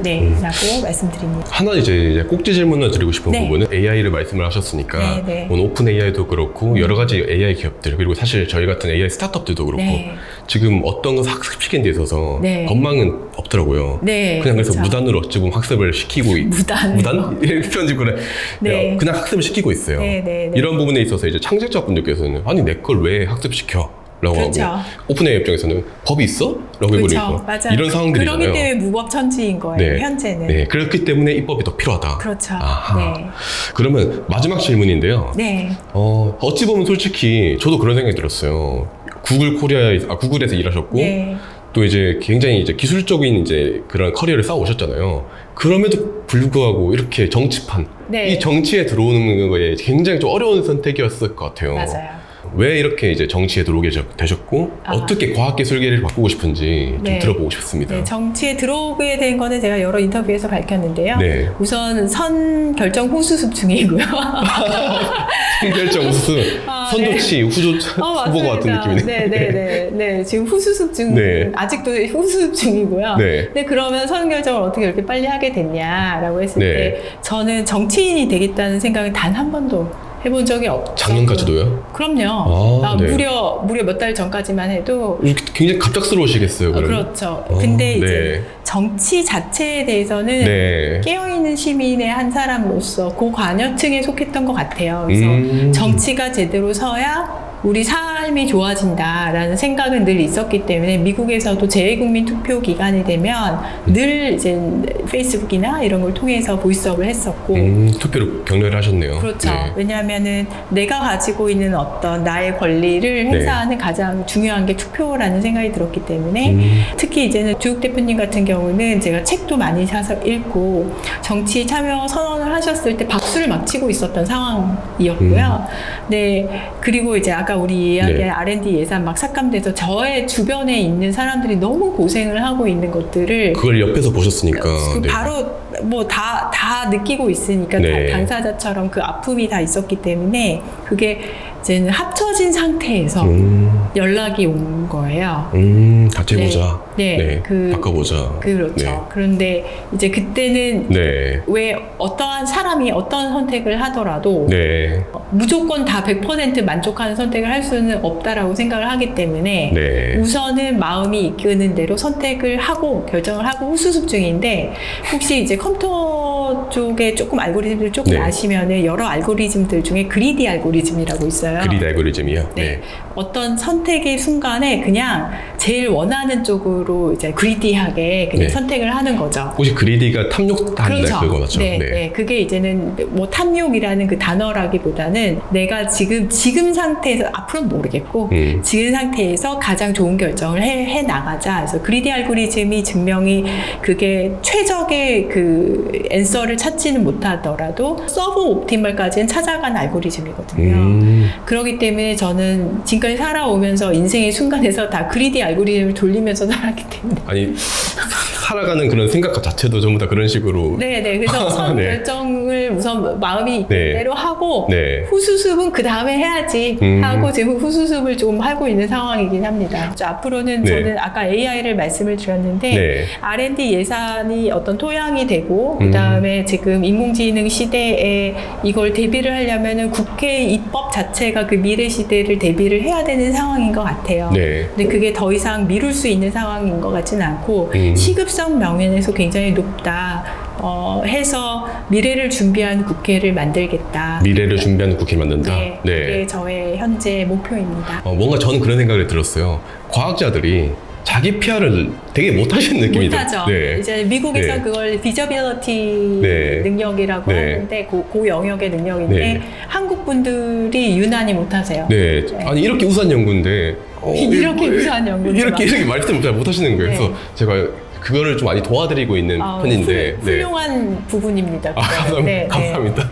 그렇게 많이 도와드리고 있는데 앞으로도 우리 연구자분들께서 좀 좋은 연구 많이 내주시고 네. 저희도 일할 거리가 좀 많아졌으면 좋겠어요. 계속해서 연구 소개드리고 네, 이렇게 촬영 계속 올 수 있게 많이 이제 도움 주셨으면 좋겠고 앞으로도 좀 좋은 이제 정기 활동 부탁드리겠습니다. 네. 그럼 여기까지 하는 걸로 하겠습니다. 네. 감사합니다. 감사합니다. 네, 의원님 이렇게 만나 뵙게 돼서 영광입니다. 아니, 제가 영광입니다. 시간 내주셔서 감사합니다. 네, 감사합니다. 시작하기 전에 제가 쓴 책인데 예. 반도체 관련된 책이에요. K 반도체 대전략. 한번 홍보 이렇게 선물로 한번 드리겠습니다. 감사합니다. 제 명함도 여기 같이 네네. 넣어드렸습니다. 반도체 관련해가지고 한번 봐주시면 좋을 것 같습니다. 네. 좋은 분들께서 많이 이제 추천해 써주셔가지고 네. 네, 이제 본격적으로 이제 인터뷰 들어가기 전에 사실 다른 의원님들께도 드린 질문이 몇 가지가 있어요. 과학 상식 퀴즈인데요. 네. 네, 과학기술인이라면 이 정도는 알아야 된다라고 생각을 해가지고 뒤로 갈수록 어려워집니다. 아마 근데 의원님께서는 굉장히 쉬우실 것 같아요. 첫 번째 아니에요. 문제. 네. 다음 중 아인슈타인의 특수상대성 이론에 따른 도출된 식은? 너무 쉽죠? 1번. 네, 바로 맞추셨어요. 이제 갈수록 좀 어려워지는데요. 2번. 우주에서 가장 많은 원소는? 너무 쉬울 것 같은데? 수소. 역시 우주 관련 쪽이라서 그렇든지 너무 쉽죠, 솔직히 여기까지는. 아니에요. 어려워요. 문제 난이도 있네. 3번. 이거는 좀 어려웠어요. GPT의 약자는 무엇일까요? 요새 제일 핫하니까. 그러니까요. 야, 이건 생각해보지 않은 문제네. 갈수록 어려워집니다. 그러게요. 네. 이건 찍을게요. 네. 이거는, 찍는 것도 실력입니다. 2번. 2번. 정답입니다. 정말요? 알고 찍으신 건가요? 아니면 몰랐습니다. 와, 그래 역시 찍는 것도 실력이라고. 4번 좀 어려운데요. 빈칸에 들어갈 말을 찾아주시면 됩니다. 우리나라에서 굉장히 유명한 반도체죠. 아마 잘 모르시겠다면 이 책을 한번 봐주시면. 이게 적층용 메모리를 말하는 것 같은데? 네. 무슨 기술일까, 이게? 네. 이게, 모르는 거가 나와가지고 긴장. 원래 반도체가 전공이 아니시기 때문에 네. 앞서 말씀드렸듯이 우주 쪽을 전공한 이제 의원님이셔서 좀 이 부분은 모르실 수 있는 거 충분히 이해하고 있습니다. 그렇기 때문에 제가 이렇게 책을 선물로 줬습니다. 책을 읽어보고 네. 제가 답을 네. 찾아보도록 하겠습니다. 답이 뭐예요? 정답은 HBM입니다. IHBM. 네. 어렵잖아요. 네. 다음 거는 사실 좀 더 어려운데요. 요거는 삼성전자에서 직접 낸 문제예요. 네. 자, 가나에 들어갈 내용으로 옳은 것은? 메모리 병목 현상일 것 같고, 메모리 병목 현상. 찍었어요. 네.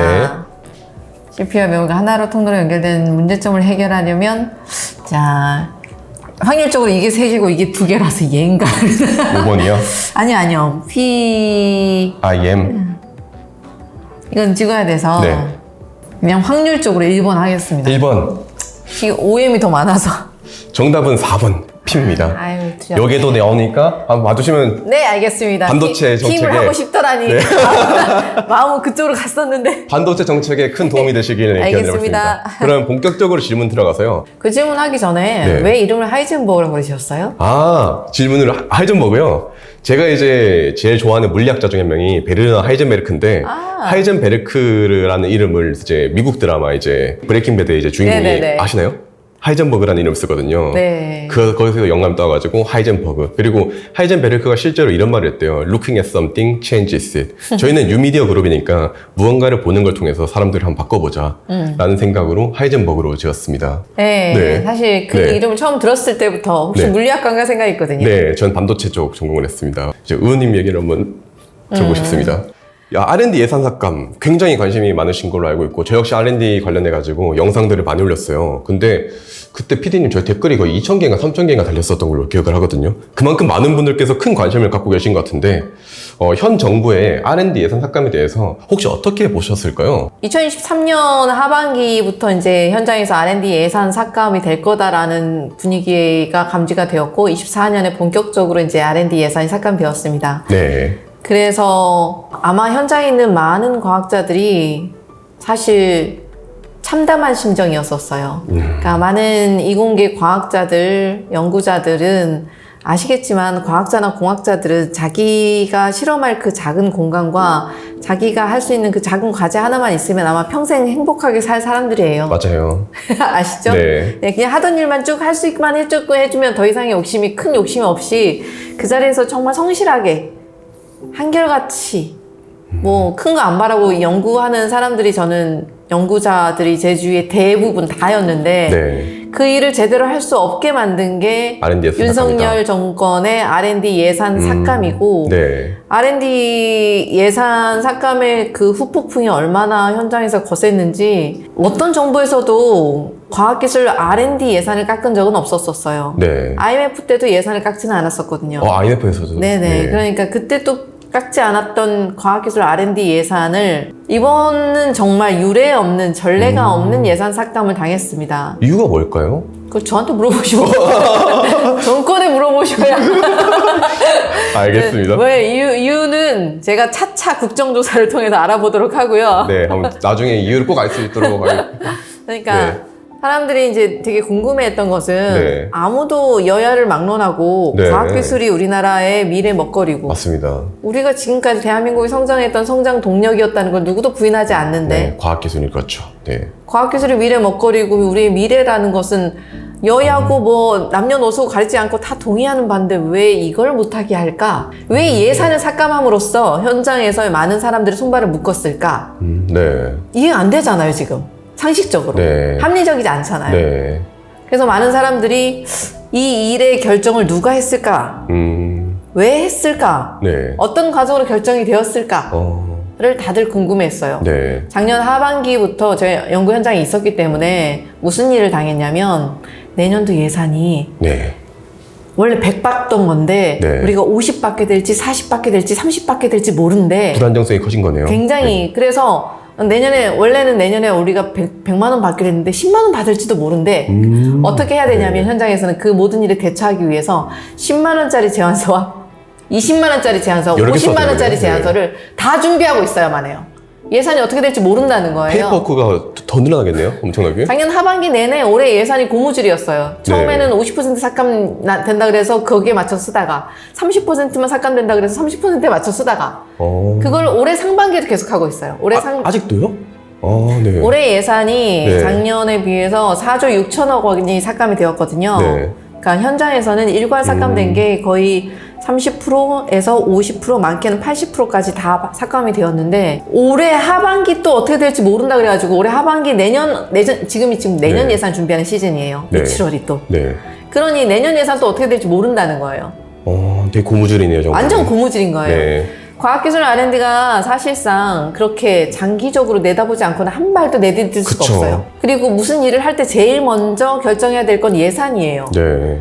얘가 1,000만 원짜리 일인지 100만 원짜리인지 일인지 알아야 제안서를 쓸 거 아니에요. 그쵸. 네. 지금 미디어 하셔도 마찬가지잖아요. 네. 장비 하나를 살려고 해도 지금 1,000만 원짜리 사야 될지 100만 원짜리 사야 될지 맞습니다. 예산이 네. 제일 먼저 캡이 씌워져야만 해요. 네. 그거 없이는 한 발도 디딜 수가 네. 없어요. 과학기술 R&D도 마찬가지입니다. 모든 현장에서의 R&D가 과제 베이스로 이루어지는데 그 과제 예산이 지금도 고정되지 않고 있어요. 그래서 올해 1월부터 2월까지 현장에 있는 많은 연구자들이 제안서만 쓰다가 시간 다 보냈다고 저한테 얘기하고 있어요. 예산이 어떻게 될지 모르니까. 네. 예산의 불확정성 때문에. 예산의 불확정성 때문에. 네, 네. 예산이 불확정성 하니 뭘 계획을 세울 수가 있습니까, 지금? 내년에 10만 원을 쓸 수 있을지, 100만 원을 쓸 수 있을지, 1000만 원을 쓸 수 있을지 모르는 상황에서 어떻게 계획을 세우냐고요. 그렇죠. 세울 수가 없어요. 한 발도 앞으로 디딜 수가 없어요. 네. 그리고 그 과정에서 그 R&D 예산 삭감을 유례 없는, 전례 없는 예산 삭감을 만든 그 배후에 나눠 먹기식, 갈라 먹기식, 카르텔이라는 저열한 인식이 작동을 했기 때문에 그 단어를 듣는 순간 화각. 과학자들은 이건 뭔가 이런 생각이 들었어요. 네. 아니 우리가 지금까지 해오던 거가 그러면 잘못한 일이었나? 이거는 현장인 과학자들에 대한 인식을 정말 처참하게 만들었습니다. 그래서 우리가 지금 30년, 수십 년 동안 나라를 위해서 해오던 게 카르텔이구나. 그럼 지금까지 이제부터 하지 말아야겠네. 라고 다들 생각했어요. 그래서 손을 네. 놓게 됩니다. 네. 이게 지금 현장의 분위기예요. 일을 안 하면 되지, 욕을 먹는데. 그러네요. 그렇죠? 의원님께서 생각하시기에 네. 지금 현재 과학기술 정책에서 가장 부족한, 고쳐야 될 부분은 이 고무줄 같은 그런 거라고 보실까요?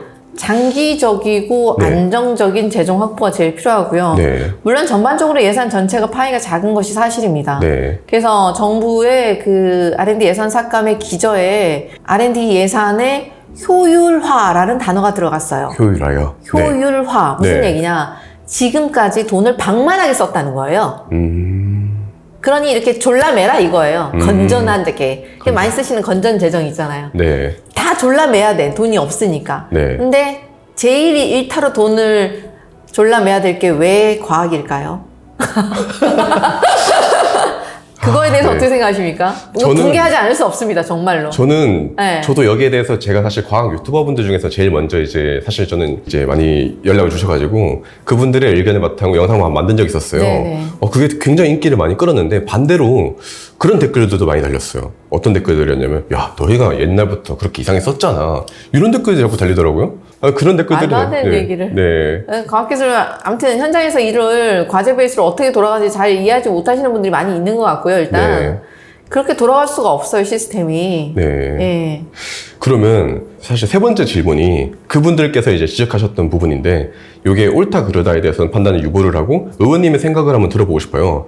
우리나라 R&D 투자액이 2020년 기준으로는 94조 원으로 세계 5위 수준 충분히 많다고 하더라고요. 근데 야, 너희 노벨 과학상 영명 아니냐. 우리나라 기초과학이 이렇게 발전하지 못하고 있는데 거기에 대한 이유가 뭐고 어떻게 해결할 건데 이런 말씀들을 많이 하시던데 여기에 대해서는 혹시 어떻게 바라보고 계실까요? 그 전체 통으로 지금 묶여있는 그 과학 예산이 그 중에 얼마만큼이 이 말초신경에 해당하는 제일 하위 연구단까지 내려가는지 정말 모르겠어요. 네. 그 정도 금액이 안 들어가거든요, 지금. 네. 그러니까 중간에 많은 다른 기관과 단체들에서 지금 나눠 가져가서 우리가 사실 기초과학을 혈관이라고 생각하시면 됩니다. 네. 그래서 대동맥 있고 쭉 내려가서 동맥들 있고 말초 신경이 말초 혈관까지 다 손발까지 이렇게 혈관이 내려 꽂혀서 작은 돈이라도 다 내려가줘야 그 혈관들이 다 살아나야 손발이 움직일 수 있게 되는 건데 지금 큰 덩어리의 돈 중에 가는 중에 중간중간에 다 잘려 있는 거고 그리고 이번에는 대동맥 자체의 혈류에 들어가는 돈 예산 자체를 절반 막 이렇게 확 줄였기 때문에 말초 신경까지 흘러갈 혈액이 없어요. 흘러가야 그래서 되는데. 네, 네. 흘러가야 되는데 애초에 그 덩어리 중에서 말초까지 가는 건 얼마 되지도 않았었는데 그 중간 큰 허리를 자름으로써 말초관 신경까지 갈 혈관이 다 막힌 상태라 지금 가장 필요로 하는 1억, 2억, 5천 개인 과제들 전혀 과제 선정 안 되고 있거든요. 과제가 안 나오고 있어요. 네. 당연히 그렇겠죠. 그러니까 큰 과제들도 계속 과제를 다 자른 판국이기 때문에 작은 소액 과제들은 전부 다 애초에 과제가 나오지도 않아서 개인 연구자들이 다 쓰러져 가고 있는 중이고 중견 연구자나 신진 연구자들이 다 더 이상의 과제가 없어서 연구를 중단하고 있어요. 이게 무슨 말이냐면 연구 포기자들, 예전에 수포자들처럼 연포자들이 막 줄줄 생겼고 네. 제가 어제 낸 보도자료에 의하면 비자발적인 내가 지금 그만두고 싶어서 그만두는 게 아니라 비자발적인 과학계 종사자들이 작년에 비해서 올해 매달 3,000명 이상씩 증가하고 있어요. 3,000명이요? 네, 매달 3,000명이고 누적 29,000 이렇게 쭉 증가하고 있는 중인데 자기가 지금 그만두고 싶은 게 아니라 과제에 돈이 없어서 학교에 돈이 없어서 다른 직종으로 옮겨야 되는 과학계통에 계시던 분들이 숫자가 매월 수천이라는 거예요. 그게 쭉 누적될 거예요. 그리고 이렇게 지금 쌓여가는 인력들의 누수가 과연 5년, 10년 후면 우리나라를 어떻게 망가뜨릴 것인가. 네. 참담하죠? 네. 이제 밸런스 퀴즈 한번 드리고 싶습니다. 어우, 어려운. 예, 이거 굉장히 어려워가지고, 이게 살짝 선을 넘을 수 있다는 점 미리 양해를 부탁드립니다. 그래요? 자, 네. 첫 번째, 대한민국 R&D 삭감. 어디가 더 문제일까? 첫 번째, 예산으로 방만하게 한우를 사먹은 일부 과학자들. 2번, 과학기술에 무지한 일부 정치인들. 둘 중에 하나를 고르라면 뭐가 더 문제일까요? 저는 일본 같은 경우는 본 적이 없어가지고 2번. 2번. 네. 오케이. 2번으로 네. 선택을 해주셨습니다. 그럼 두 번째 질문인데요. 제가 이제 알기로는 이제 자제분들이 계신 걸로 알고 있는데 혹시 나이가 어떻게 되는지 고3, 중3, 중1. 딱 좋네요. 나의 자녀를 둘 중에 하나로 키운다면 1번 서울대 의대 졸업 후 연 10억 버는 전문의. 2번 아이비리그 자연대 졸업 후 NCS에 논문을 내는 이공계 박사. NCS는 네이처 사이언스 셀입니다. 우리나라에서는 당연히 1번이죠. 1번으로 계신다. 우리나라에서는 이런 환경에서는 이공계 아무도 안 해요, 지금. 이게 영재고 네. 학생들도 지금 그렇게 안 하고 있는데요. 네. 아니, 너무 당연한 상황인데 여기서 거짓말을 할 수는 없잖아요. 제가 네. 과학고나 영재고 강연도 많이 네. 했는데 거기서 전교 1, 2등 하는 1등부터 90등까지 전부 다 의대 쓰게 하는 게 지금 현실이에요. 그런 환경을 지금 만들어 놨잖아요. 과학자가 네. 과학을 꿈꾸는 거를 되게 어리석은 결정이라고 믿게 만들었어요, 고등학생들이. 네, 그게 지금 진짜 정부가. 안타까운 것 같아요. 그러니까 대학원 학생들이 처한 그 입장을 보고, 처우를 보고, 대학생들이 더 이상 대학원에 진학하지 않습니다. 제가 지금 그 인재 영입되고 나서 후보일 때 시절에 연세대 총학생회, 뭐 서울대 총학생회, 세종대 총학생회에서 저를 찾아왔어요. R&D 예산 삭감 막아달라고. 이대로는 자기네들이 대학원 진학을 못하겠다고. 자, 대학원 학생들이 급여를 못 받는 걸 보고 대학생들의 대학원 진학률이 뚝뚝뚝 떨어지고 있고, 당연히 그걸 보고 있는 고등학생들이 우리나라에서 이공계라면 이런 꼴을 당하는구나 라고 아주 잘 보여주셨기 때문에 공부 잘하는 학생들은 절대 공대를 안 가고 그냥 의대 다 갑니다. 네. 의대를 못 가면 어쩔 수 없이 공대를 가겠죠. 지금 네. 그런 상황이에요. 그게 현실인데 무슨 거짓말을 합니까? 네, 너무 솔직한 답변 정말 감사드리고 마지막 밸런스 퀴즈입니다. 네네. 만약에 예산 1조 원을 투자하신다면 1번 태양광 사업, 2번 태양광? 네, 네. 2번 원자력 사업. 아유, 반반 하겠습니다. 반반이야. 하나만 선택해 주십시오. 아니, 그럴 수는 없어요. 네, 알겠습니다. 네네. 반반 하겠습니다. 반반. 네네. 왜냐하면 네. 원자력을 지금 완전히 안 할 수 없는 상황이 아시겠지만 네. 우리나라 에너지 대부분이 원자력에 의존하고 있는데 갑자기 그걸 끊고 다른 걸로 넘어갈 수는 불가능해요. 그렇게 급속도로 전환하는 거는 세상 어디에도 없어요. 네. 자연계에 존재하지 않아요. 이렇게 스텝 펑션으로 가는 거는 스무드하게 스무드하게 움직여야지 항상. 네. 그러니까 조금씩 전환해 나가는 게 자연스럽다고 생각합니다. 맞습니다. 그러니까 네. 다른 재생에너지, 태양에너지로도 서서히 준비해 나가면서 가는 거지. 그걸 1, 0? 이렇게는 불가능해요. 맞아요. 이거 역시 과학자분이셔가지고. 네. 이것도 50대 50, 역시 양자역학적인 대답을 해주셨는데요. 네네. 그러면 이제 다음 질문 넘어가서 지금 어찌 보면 네이처 인덱스를 보시면 중국이 자연과학에서는 이제 저기서 미국을 제쳐버렸더라고요. 그러면 우리나라 같은 경우에도 이렇게 5년, 10년 뒤를 내돌아본다면 자연과학도 이제 기초과학이라던가 여러 가지 발전을 위해서 노력을 해야 되는데 반도체든 2차 전지든 지금 미중 갈등이 사상 최고조에 이르러 있잖아요. 그럼 우리나라는 이제 앞으로 어떤 자세를 취해야 되고 이 엄청난 경쟁 속에서 살아남기 위해 어떻게 해야 될까요? 우리나라가 반도체 중에서 특히 메모리 분야의 네. 강국이고, 그러니까 특정한 하나에 대해서 집중해서 지금 반도체 굉장히 K 반도체 잘 되고 있는데, 최근에 이제 중국과 미국이 거세게 압박 들어오고 있고, 이미 그들과 협력하지 않고는 살아남을 수 없을 것 같으니까, 한중 또는 한미 양쪽을 다 나란히 글로벌하게 다 협력을 해서 같이 전략을 세워야 된다고 생각을 해요. 같이 전략을 세워야 된다. 함께. 네. 네네. 한중도 그렇고 한미도 그렇고 협력 관계를 둘 다 공고히 해가면서 쌓아가야 한다고 생각합니다. 근데 중국은 미국과 친하게 지내는 거 싫어하고 미국은 중국과 친하게 지내는 거 싫어하고 있는데 어떻게 해요?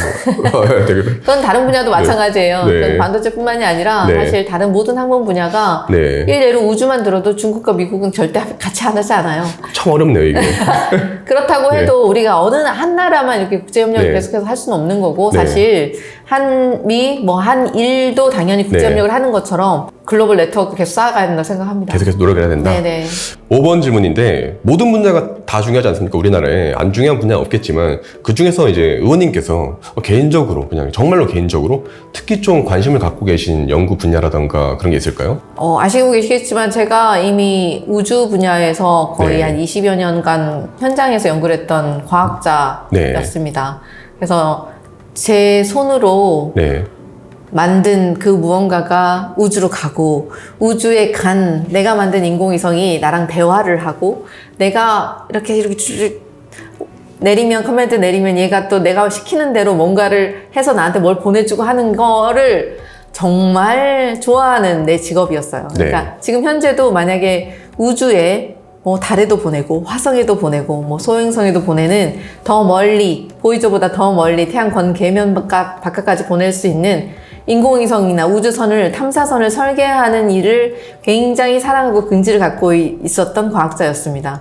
그래서 현재 지금 네. 우리나라의 우주항공청이 5월 27일 개청을 했기 때문에 네. 우리나라의 우주 분야가 사실상 우리가 잘할 수 있는 것을 좀 집중하고 다 같이 힘을 좀 모으면 뭐가 될 것 같아요. 네. 그리고 사실상 우주 분야의 모든 기술이라는 게 동전의 양면이에요. 다 국방 기술이거든요. 네. 그게 다 국방 안보 기술이에요. 네. 그래서 그 많은 선진국들이 우주로 가려고 하는 거예요. 아. 화성에 소행성에 그냥 놀러 가는 게 아니고요. 네. 거기 갈 수 있는 기술이면 다른 걸 할 수 있기 때문입니다. 똑같은 걸로. 네. 그래서 우리나라 우주가 좀 제대로 방향성을 갖고 갔으면 좋겠다는 생각 늘 하고 있었기 때문에 네. 저는 우리나라의 우주 항공 정책과 앞으로의 비전과 미래에 대해서 굉장히 관심이 많습니다. 네.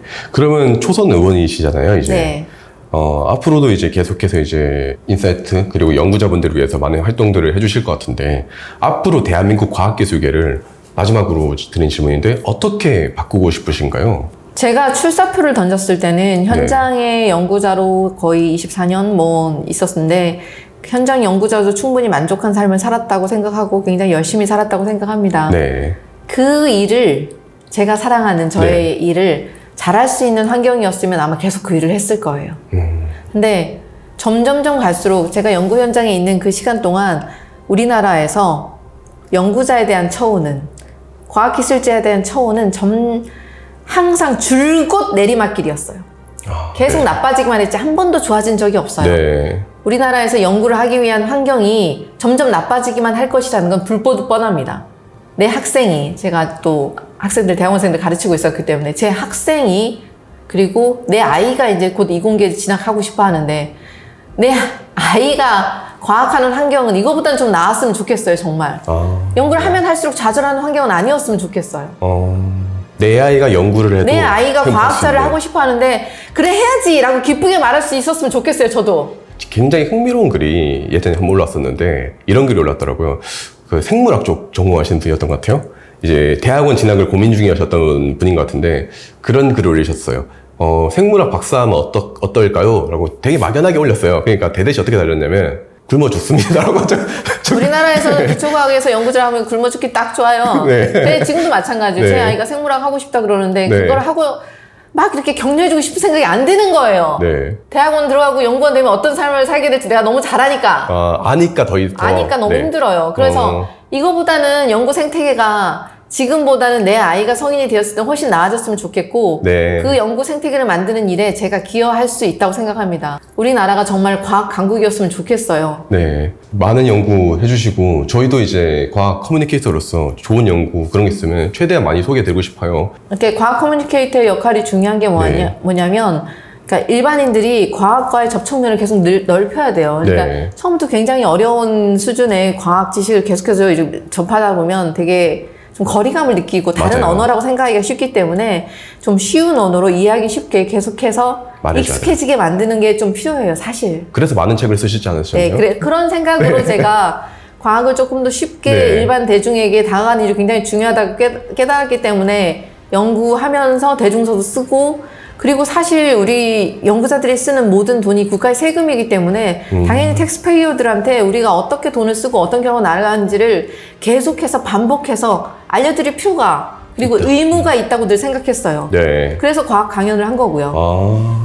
돈을 내시는 분한테 당연히 이렇게 돈을 썼다고 설명을 해드려야 되고, 성공을 했으면 성공을 했다고, 실패를 했으면 왜 실패를 했다고 설명할 의무가 과학자들한테 있다고 생각했습니다. 네. 그걸 해야 납득하실 거고 이해하실 거고, 그래야 다음번에 우리가 어떤 돈을 쓰겠다고 제안을 해도 이해하실 거잖아요. 네. 네, 오늘 아무튼 시간 내주셔서 감사드리고요. 앞으로도 요 좋은 이제 정책으로 이제 과학자분들 좀 사기 올라가게 열심히 해주셔서 너무나 감사할 것 같습니다. 감사합니다. 감사합니다. 네.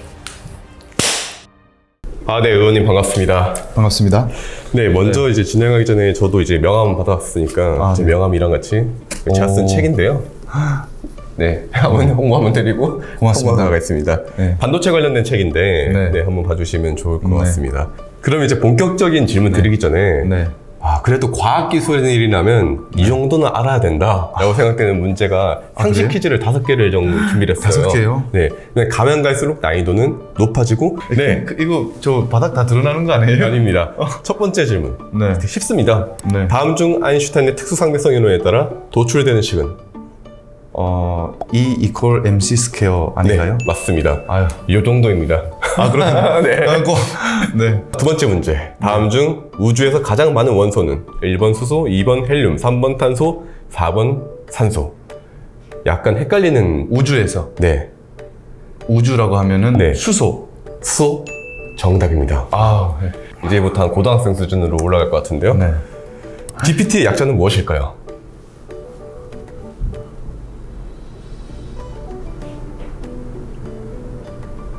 시간을 Generative Pre-trained Transformer. 2번 정답입니다. 아이고. 다행입니다. 4번 다음 문장에 빈칸에 들어갈 단어는 무엇일까? 실제 기사에서 발췌한 단어인데요. 반도체에 관심 있으면 정답을 맞출 수 있는. HBM은 아닌 것 같은데. 랜드도 아닌 것 같고. 그냥 찍겠습니다. HBM 하겠습니다. HBM 정답입니다. 고맙습니다. 실제 삼성전자 반도체 뉴스룸에서 나왔던 질문입니다. 네. 보시면 이제 좀 어려워지기 시작합니다. 네. 가나에 들어갈 내용으로 오는 것은 다행히 이제 객관식이라서 찍을 수 있습니다. 저는 2번 찍겠습니다. 2번으로요. 네. 틀렸나요? 아쉽지만 4번입니다. CPU 병목 현상이 아니라 메모리 병목 현상. 메모리. PIM은 맞추셨는데 PIM은 알고 계시나요? PIM은 들어본 기억이 있어서. 네, 프로세싱 인 메모리의 약자인데 거기에 대한 내용도 여기 있으니까요. 알겠습니다. 공부 한번 부탁드리겠습니다. 공부를 많이 해요. 사실 다음 질문 넘어가기 전에 의원님이 굉장히 여쭤보면 특별한 양력을 갖고 계시잖아요. 네, 네. 여기에 대해서 소개를 안 드렸었는데 네. 혹시 먼저 간단하게 소개를 해주실 수 있을까요? 저는 이제 북한에서 태어났습니다. 북한에서 태어나고 네. 2009년까지 이제 북한에 살다가 네. 2009년 4월 13일에 4월 13일? 네, 한국에 왔어요. 네. 네, 탈북은 두만강을 건너서 왔는데 근데 그 전까지는 제가 북한에서 2003년부터 네. 2007년까지 김정은 국방종합대학교라는 네. 학교를 졸업하고 네. ICBM 하나만 만들겠다고 생각하는 아까 모든 걸 집중하는 대학교가 이제 그런 대학교고 그럼 ICBM을 실제로 이제 개발하는데 공부를 많이 하셨겠네요? 그렇죠. 관련 네. 어떤 응용 기술이라든가 이런 부분에 대해서 공부를 좀 많이 했고 그리고 졸업하고 나서는 이제 관련 군수공장 연구소에 배치를 받았어요. 북한 체제가 잘못됐다라는 사실을 대학교를 졸업할 때 완전히 알게 됐어요. 아, 졸업할 시점에요? 네. 아무래도 과학적 사고의 기본은 비판적 사고이기 때문에 맞아요. 그런 분들이 많으신 것 같은데 지금 국회 이제 300명 의원분들 중에서도 네. 탈북민 출신이 또 아, 제가 이번에는 유일합니다. 유일하신 거죠? 네. 아. 북한에서 뭐라고 가르치냐면 네. 전 세계에서 북한 조선민주주의 인민공화국만이 정의고 선이다라고 가르칩니다.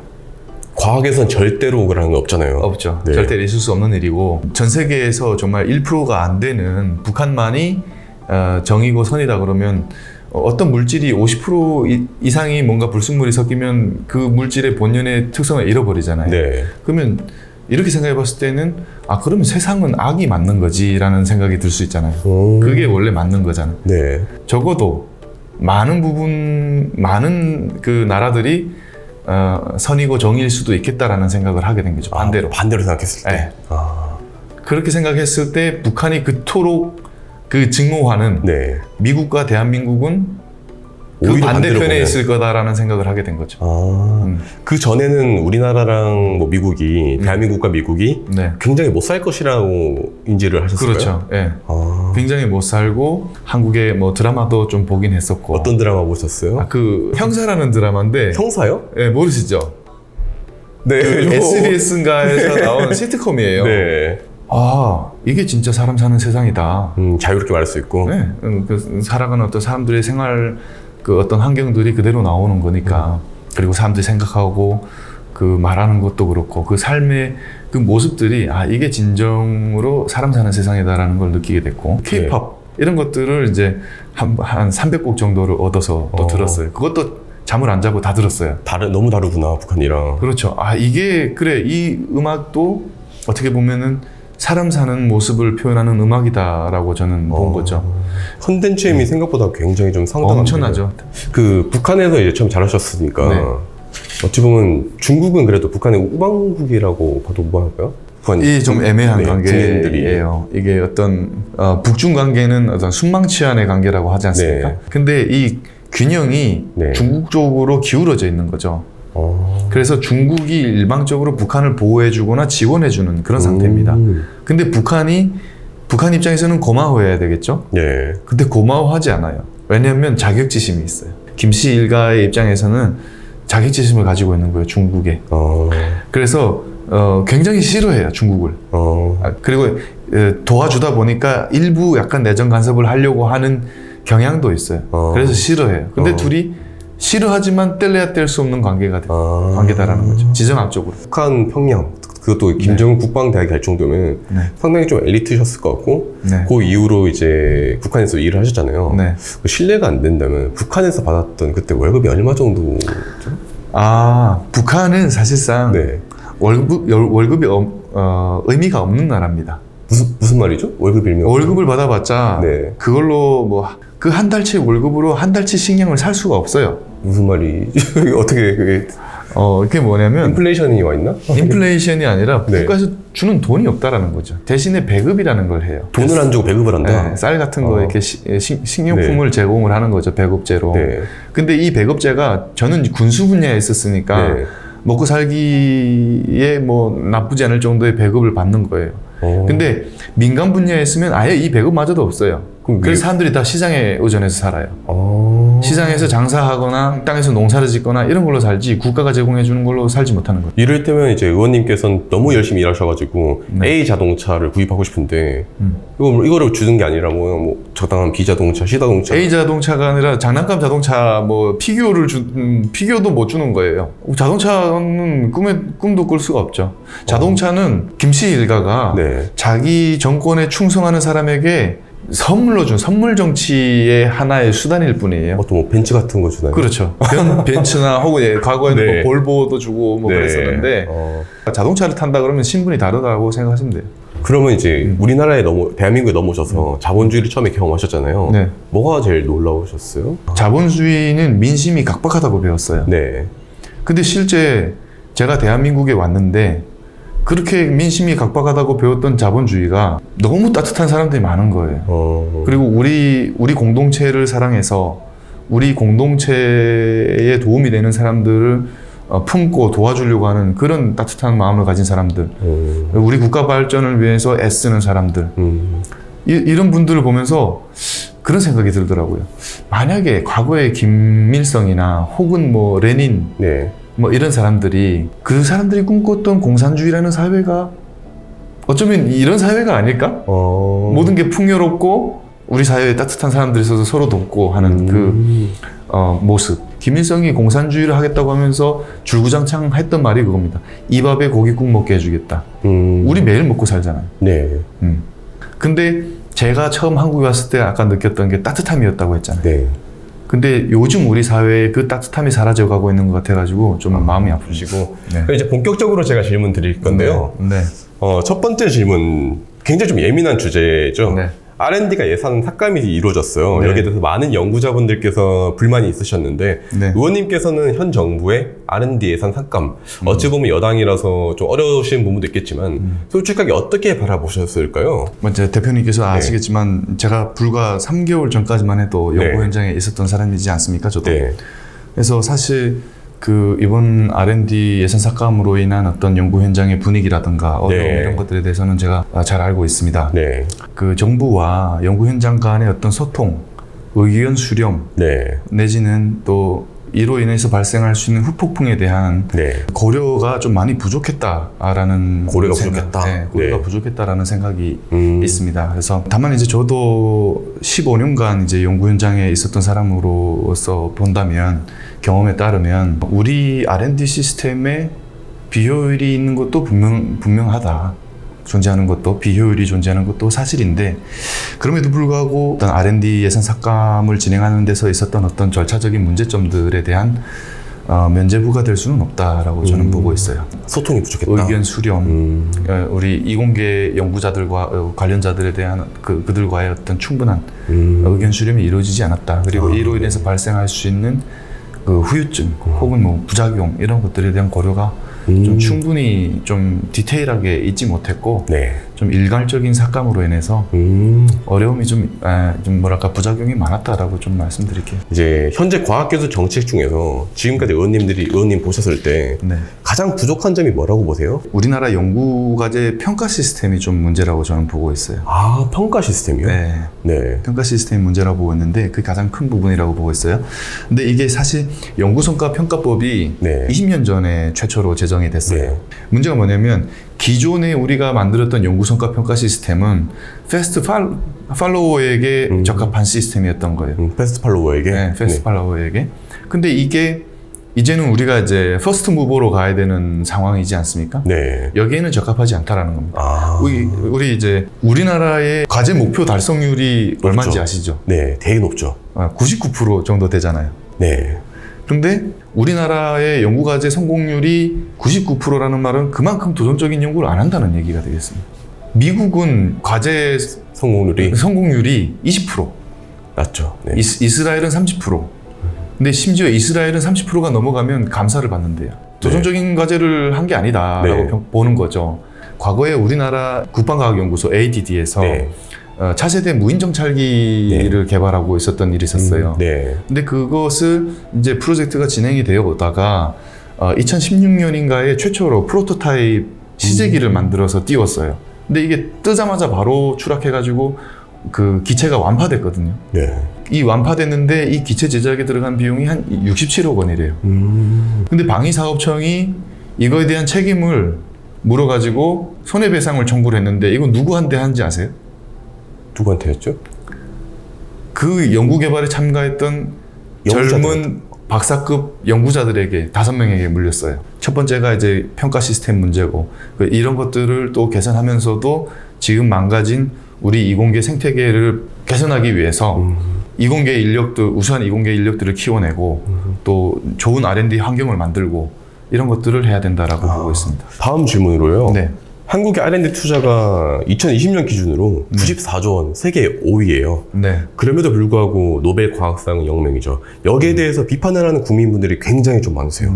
그러면 의원님께서는 우리나라가 이렇게 많은 돈을 투자를 하고 있음에도 불구하고 아직까지 빛을 발하지 못하는 노벨상이 빛이라고 볼 수 없겠지만 이렇게 성과가 잘 나오지 못하고 있는 이유와 해결책이 말씀하셨던 그러한 부분에 있다고 또 보실까요? 그런 것들을 하나하나 우리가 바꿔가다 보면 네. 이제 자연스럽게 어떤 노벨상이라든가 이런 성과들이 발생할 수가 있는데 연구자들이 어떻게 보면은 노벨상을 받기 위해서 열심히 연구하고 노력하는 건 아니잖아요. 그쵸. 그게 목적은 아니에요. 도전적인 연구를 하다 보니까 이제 네. 노벨상을 네. 받게 되는 것이고 그래서 전제가 좀 잘못됐다라고 우선 말씀을 드리겠고 사실상 우리나라 과학자들 중에 노벨상을 수상하지는 못했지만 정말 이 노벨상 수상에 근접한 연구자들은 많이 있었다라고 말씀을 드리겠고 그리고 이분들의 업적 자체가 실제 외국의 그 노벨상을 받은 연구자들과 비교해 봤을 때도 그렇게 차이가 거의 뭐 비슷한 수준이었다라고 저는 말씀드릴 수 있습니다. 그리고 한 가지 짚고 넘어가야 되는 것이 우리가 2000년까지만 해도 R&D 투자 규모가 중국하고 유사했어요. 네, 근데 지금은 중국이 2위인데 이 2위랑 우리나라의 R&D 투자 규모가 10배 이상 차이 납니다. 아, 중국은 팍팍 올라갈 동안 우리는 네, 유지가 중국은 되네요. 급격하게 올라갔고 우리는 거의 유지되거나 네. 서서히 올라오는 거죠. 그러면 다음 질문 넘어가기 전에 네. 이제 계속해서 어려운 얘기를 했으니까 이번에는 밸런스 퀴즈를 하나 드리고 싶어요. 예. 네, 모든 의원분들께서 비슷한 수위의 질문을 받았다는 점 이제 염두에 두시고요. 자, 긴장되네요. 네, 둘 중에 네. 하나를 고른다면 정말 솔직하게 네. 말씀 부탁드립니다. 1번 4년 만에 김정은 국방대학 학사 졸업하기. 두 번째 질문 네. 10년 걸려서 서울대 석박사 졸업하기. 당연히 10년 걸려서 서울대 석박사 졸업하기입니다. 아, 정말요? 네. 10년이나 걸리는데 안 그래도 합니다. 많이 힘드셨군요. 뭐 네. 그런 부분이 있기는 하지만 네. 많은 시간이 걸릴지라도 사실상 북한에서 김정은 국방종합대학교가 아무리 엘리트 학교라고 할지라도 네. 그곳에서 배우는 기술과 네. 우리나라 최고의 대학교에서 배우는 기술과는 기술 격차도 크고 네. 또한 이제 김정은 국방종합대학교에서 배웠던 기술은 사람을 살상하는 무기를 개발하는 기술이고 이 서울대에서 배운 기술은 제가 이제 우리 인간의 삶을 좀 더 낫게 하는, 네. 우리 인간의 삶을 좀 더 풍요롭게 하는, 네. 사람을 살리는 기술을 배웠다. 네. 이 차이라고 말씀드립니다. 실제로 서울대 재료공학과를 졸업을 하셨으니까. 네. 네. 그러면 두 번째 질문. 또 있군요. 천안함에 관심이 많으시더라고요. 천안함. 둘 중에 네. 누가 더 국회에서 문제인가? 1번 천안함이 북한의 소행이 아니라는 의원들. 2번 R&D 예산 삭감에 동의하는 의원들.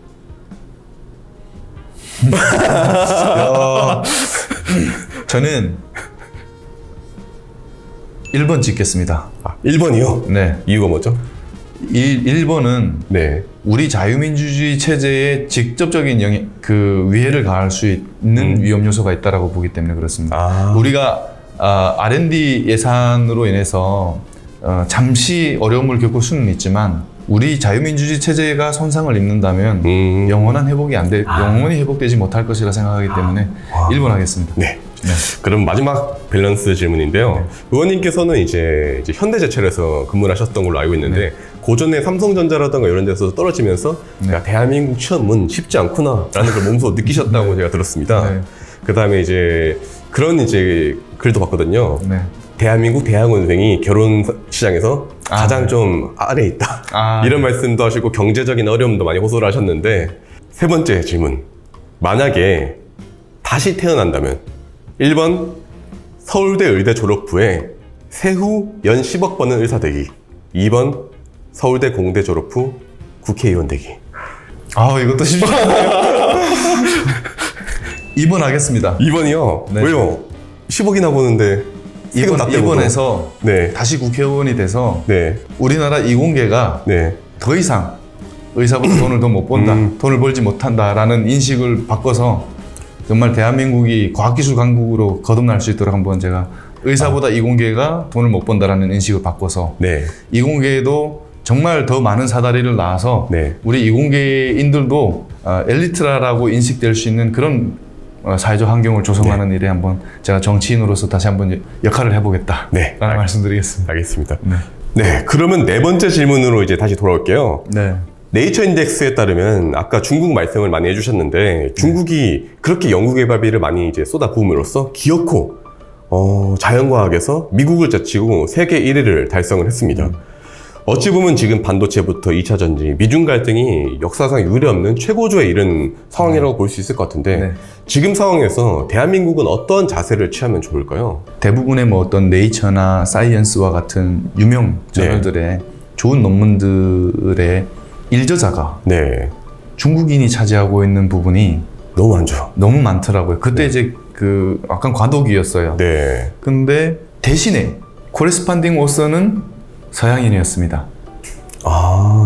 네. 대학원생들을 중국인으로 많이 쓰다 보니 이제 보통 미국이나 다른 어떤 서방 세계의 대학교들에서 중국인들이 이제 연구를 하면서 좋은 논문들을 썼는데 근데 그때 위기의식이 뭐였냐면, 야, 이거 시간이 조금만 흐르면 이 코레스판딩 오서들이 중국인으로 바뀌겠구나. 그렇죠. 그 대학원생들이 성장해서 그렇죠. 교수가 될 테니까. 네. 우리가 R&D 과학기술 발전에서 핵심 요소라고 봤을 때 우리가 Y축을 시간으로 두고 X축을 이제 공간으로 두고 보면 이제 이 과학기술이 공간이 적으면 그만큼 시간을 많이 투자해야 됩니다. 네. 발전하려면. 네. 그죠?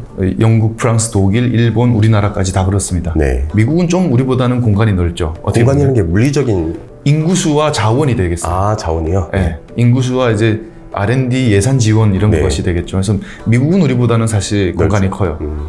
근데 중국은 이 공간이 어마무시하게 넓어요. 공간도 넓고. 그만큼 기술 개발에 시간을 적게 투여할 수 있다는 얘기. 공간이 그렇죠. 넓으니까. 우리가 1년에 하나 테스트할 동안에 네. 중국은 1년에 10개 테스트할 수 있다는 얘기입니다. 그래서 빠르게 성장하고 있는 거거든요. 그래서 일부 기술들에 있어서는 벌써 우리나라를 쫓아오고 일부는 추월하고 있는 경우도 네. 있죠. 그러면 우리가 공간을 넓힐 그 방안을 모색하거나 혹은 이 작은 제한된 공간 안에서 모든 걸 다 못하더라도 선택과 집중을 해야 된다. 네.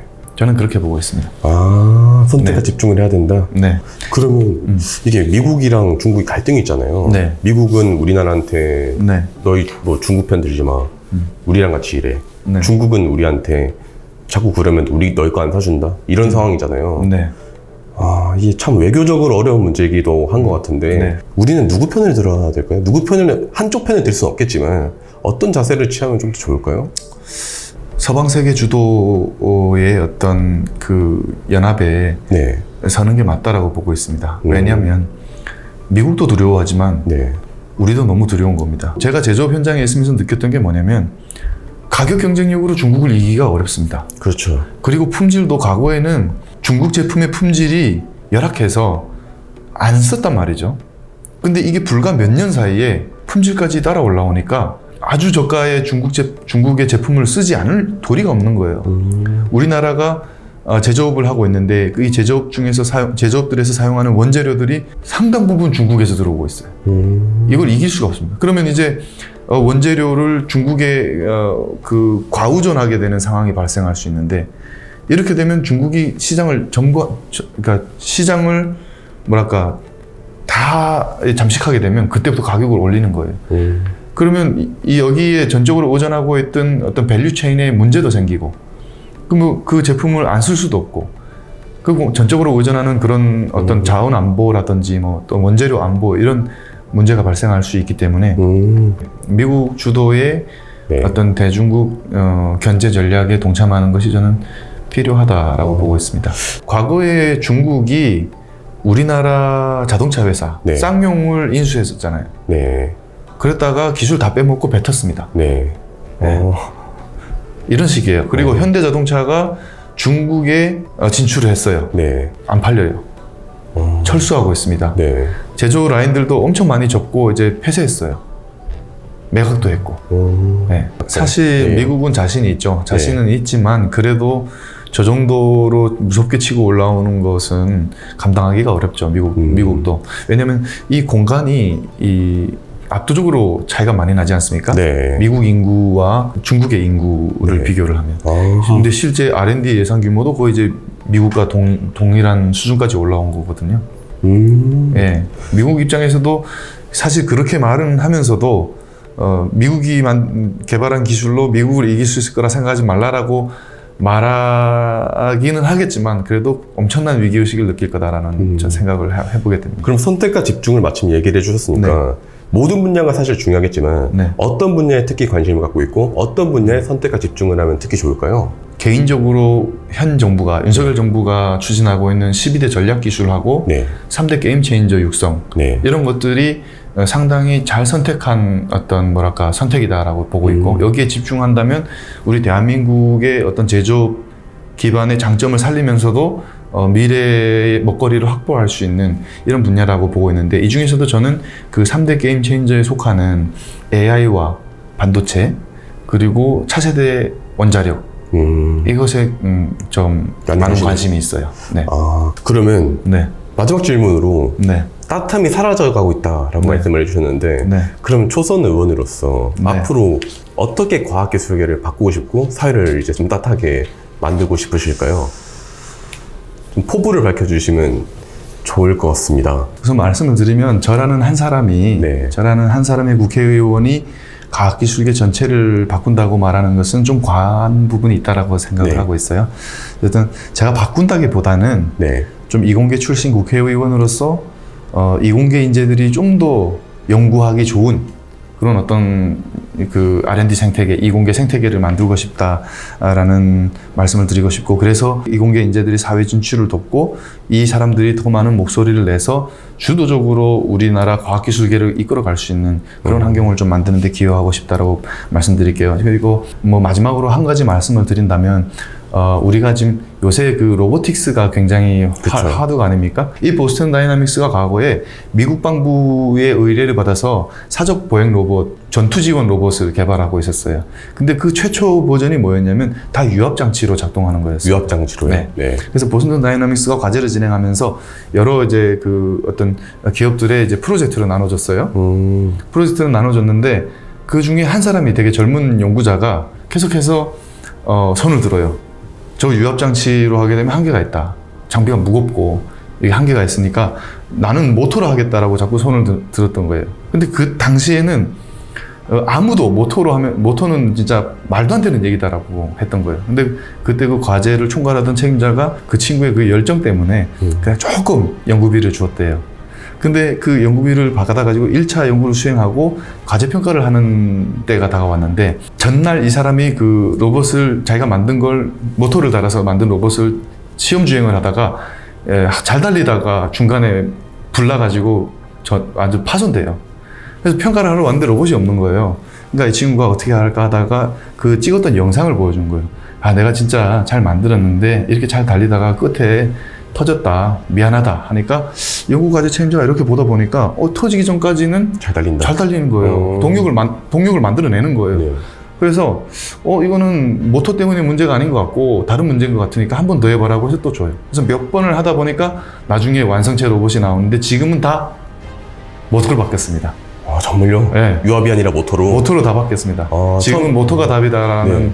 방향으로 가고 있고, 네. 근데 이 사람이 한국인 연구자였어요. 미국에서 네. 일하는. 이 사람이 그 로보틱스 세상을 바꿨습니다.